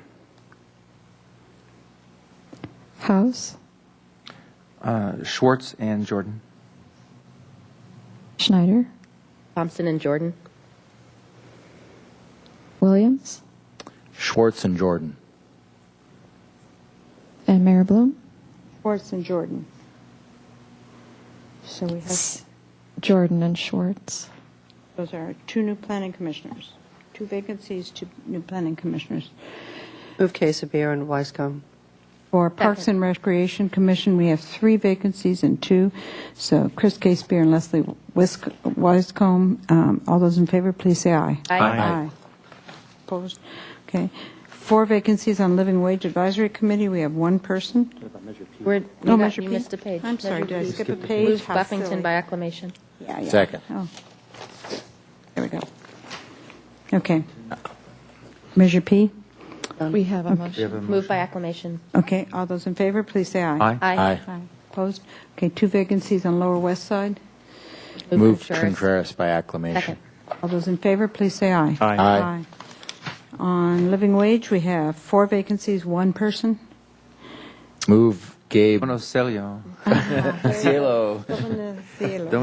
Domino Cielo. That's it. Gabe. Second. Okay, that's Sunday Sky, right? Yeah. Is that what that is? Domino? Okay. No. Domino? Oh, yeah, Domino. Is it? I don't know. It's not quite. Anyway, all those in favor, please say aye. Aye. Aye. Opposed? Aye. Okay, 1 vacancy on the library board, but no applicants. I can tell you the library board is one of my favorite ones. It just meets once a month, and it's just a good little board. So next time, please apply. Housing Authority, 1 vacancy. And 1 applicant. Move One Isley by acclamation. Okay. And is there a second? Yes. All those in favor, please say aye. Aye. Okay. Landmarks, we have 2 vacancies, and we have 1, 2, 3, 4, 5 applicants. So I'll nominate take Boucher. Okay. Sooting. Vaughn. And I'll nominate Van Mullum. I'll nominate Oshner. Okay. Go ahead and call the roll. Councilmember Francisco. Boucher, Van Mullum. House. Suding Van Mullen. Van Mullern. Schneider. Boucher and Oshner. Williams. Suding and Boucher. Mayor Bloom. Oshner and Suding. Falcone. Boucher and Van Mullen. We have Boucher, but we have a tie between Suding and Van Mullum. Okay, should we do those? Let's see. Do we do just those two again? Is that how we do it? I think And so. we do another roll call. Okay. I'm sorry, say it again. Suding and Van Mullum. Right. Okay. Go ahead. Councilmember House. Just vote for one. Yeah. Suding. Schneider. Suding. Williams. Suding. Mayor Bloom. Suding. Falcone. Suding. And Francisco. Van Mullum. So it's Suding. So we have two new landmark commissioners, and they are Phil Suding and Louise Boucher has been reappointed. How new is Louise? I don't. As much as I love Oh, she's Louise, not I'm new. not No, sure I we meant- can call her new to the Call her Historic new. Landmarks Commission. Thank you. Okay. Well, I'm going to call her new just for fun. So there. Harbor Commission, we have 3 vacancies. Move Friedman and Sloan by acclamation. Second. Okay, which leaves 1 vacancy on the Harbor Commission. So pony up, people. All those in favor, please say aye. Aye. Aye. Opposed? Okay, 3 vacancies on the Franklin Center, Move Aldana and Byrne by acclamation. leaving Second. 1 vacancy. All those in favor, please say aye. Aye. Aye. Opposed? Okay. Fire and Police Pension, none. Fire and Police Commission, we have 2 vacancies and 5 applicants. Okay. I'll nominate Banyalas and I'll nominate Andy? Medell. Sorry, Nominate Lennon. I'll nominate Christensen. So that's everybody nominated now. We get to I'm vote. sorry, who nominated Hand? No one. I think you did, didn't you, Mr. Williams? I figured, well, might as well get everybody, I guess. Okay. Councilmember Schneider. Christensen and Lennon. Williams. I'll do Banyalas and Lennon. No, I'll do Banyalas and Handy. Mayor Bloom. Christensen and Lennon. Falcone. Medell and Lennon. Francisco. Banyalas and Medell. And House. Christensen and Lennon. We have Lennon and Christensen. Okay, because she's not being tied for anything, so it's Right. Lennon and Christian. But that was a close one, and sometimes that happens where 5 people for 2 vacancies, and they're all good people. So I'm going to encourage the people who didn't get on here. Jennifer Christensen and Patrick Lennon is reappointed, but the others should reapply too when they can. We're missing your Christensen is annual new. speech about. Oh, I didn't make it the first time, and I didn't. I didn't on the Housing Me Authority. neither, on Planning Commission. Yeah. Oh, you No. didn't Planning Commission? No, it took me Well, 2 times. Well, there you go. Come, Okay. come back, please. Participate. Okay, Downtown Parking Committee, 2 vacancies. Move Rouse by Nominate Rouse acclamation. by acclamation. Okay, and we have a vacancy there, so all those in favor, please say aye. Aye. Opposed? Okay. Creeks Committee, we have 1 vacancy, 1. Move Weber by acclamation. Second that. All those in favor, please say aye. Aye. Oh, and this is one that troubles me. We have 6 vacancies, only 1 applicant, and this is Community Development, Human Services, and I'm always You touting know, it because they distribute a lot of funds to needed organizations. Like Well, I think Nominate months ago Laura we had Knight more by applicants than slots open, so acclamation. something. I know there's something just missing. I don't know what happened there, but Okay.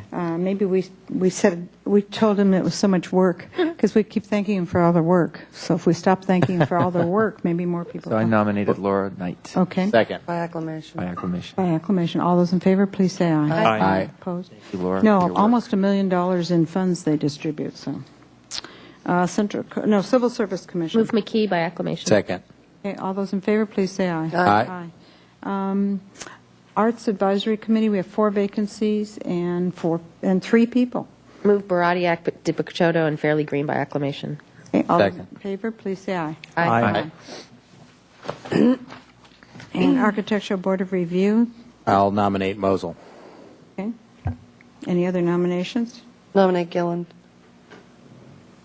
Anybody else? Okay, we have those 2. We need a roll call, please. Councilmember Williams. Mosel. Mayor Bloom. Proposal. Falcone. Gilland. Francisco. Mosel. Faust. Mosel. And Schneider. Mosel. It's Mr. Mosel. That's a hard one because... That was a very hard one. It didn't sound like it, but we Incumbents, had 2 people who were incumbents, but the problem is Right. we lowered the number of people on the Architectural Board of Review in the last election, so Right. that's what happened. And Chris Gilead has done a great job, I have to say, and I do watch that, and I haven't had any complaints either, but, I really do Hope watch he it. He's reapplies good. when there's another opening. I really agree. do. I agree, and I think he knew that. He was mentioning that when he was up here. Madam Mayor, I want to say also that I think, obviously both Gary Moselle and Chris Gilliland have made really great contributions to the ABR. Right. And it's very, very difficult to have to do this. I mean, I supported the ballot initiative, and I think it's a good Right. idea overall to have a more compact ABR, but this is one of the unfortunate consequences of that. Right, right. So we hope... Francisco, you are so right. These are some of these are tough. Yeah, And this yeah. one is. This is a real tough one. So, congratulations to Mr. Mosel, and we are encouraging Mr. Gilead to run again. or And just in case help us there's out. potential applicants out there, this is a good moment to say, put your second choice, because part of the reason why Oh, that's true. we have too many in some and too little in others is almost no one put second and third choices True. this time, That's which true. is not typical. People normally will put their second and third choice down, which allows us to, sometimes to put them someplace they're needed, even That's though right. it wasn't their first choice. Right. Okay, Airport Commission, we have 2 vacancies. Nominate Colbert and Gilbert by acclamation. Second. All those in favor, please say aye. Aye. Aye. Welcome back, Mr. Gilbert. And, Mr. Gilbert, that's true. And Access Advisory Committee, we have 1 vacancy. Move McClellan by acclamation. Second. Okay, all those in favor, please say aye. Aye. Opposed? Well, thank you very much, and we are at the end of our last meeting of this council, and I'm very sorry that Mr. Horton isn't here. He has done a great job, especially in children area and in his love of trains and all the other things he's And worked housing on. and- And his finances, too. He was head of the Finance Committee, I think, for 6 years maybe, something like that. So that's wonderful. Madam And, Mayor? Yes. I didn't give you a warning, which I should have, but could we adjourn in memory of Roger Hurrow? I was going to do that. Okay. I would like to do that. Anything else? I just want to say that I think this is probably, I was trying to figure out how many meetings I've had in this chair, probably close to 350 or something like that in 8 years, but I don't know, because sometimes we meet and don't meet, but in all, over 600 easily. And I have to say, the chairs are now more comfortable. They used to be big chairs for men, honestly, when I first got in here, and my feet not only didn't reach the ground, but they were just huge chairs. So we've got nice new chairs, and it has been a true pleasure. I have never thought to myself, oh gosh, I've got to go to work today, which is what what you normally think once in a while. I've never thought that. This has been a fascinating, interesting job.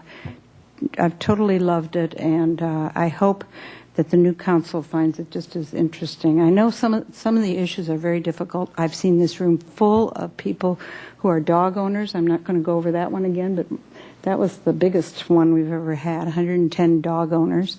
And I've seen this place full of police officers. I've seen this place full of all kinds of people that want to talk to us, and I've always been fascinated by it. It's really an interesting thing. Democracy is truly, I just saw Howard Zinn, who's a great historian, on being interviewed on television. He says democracy is really from the grassroots up, and it's not. We're not the grassroots. It's them that are the grassroots, and we need to listen and then act in accordance. And it works somehow. Sometimes it's very messy, kind of like making that sausage, but it works. So I hope you who are carrying on continue to enjoy and just have a wonderful time, because it is it's a very good job. And in a city like this, wow, what a great place to be. Madam Mayor, represented. to Ms. Falcone and to Mr. Horton, with whom it's been a real pleasure to serve, and certainly to you for your years and years of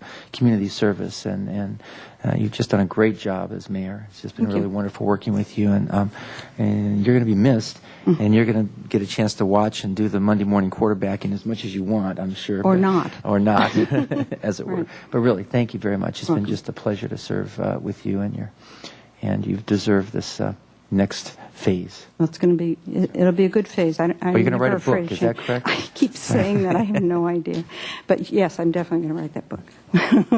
I did want to adjourn the meeting. We've lost actually 3 giants in our community this last couple of weeks. And for some reason, this always happens around the holidays. But Merrill Hoffman, who has saved our safe on more than one occasion because he was a locksmith, and so I don't know what we're going to do. We just can't turn the lock again. But he was a wonderful man. He served with me on the Partners in Education Board and on several boards in town, just a gem of a person.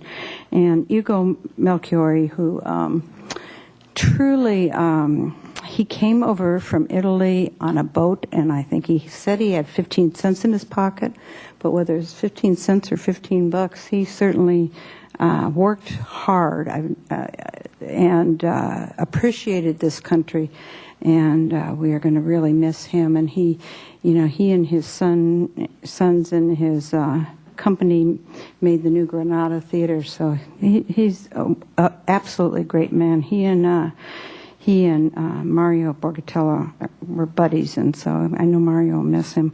And then the third one, just yesterday, Roger Hero. What a great guy. His life has been dedicated to public health, and he took up the banner for the homeless, and very, very wonderfully in his later years. And we are certainly going to miss him, especially for our 10-year plan to end homelessness. And another man who was just a gem to work with. So we will adjourn our meeting for all 3 of those people, and certainly hope that that's all for the rest of the holidays. So have a good holiday, and we'll be back here on January 12th. And these seats are going to look a little bit different. I like it. Thank you.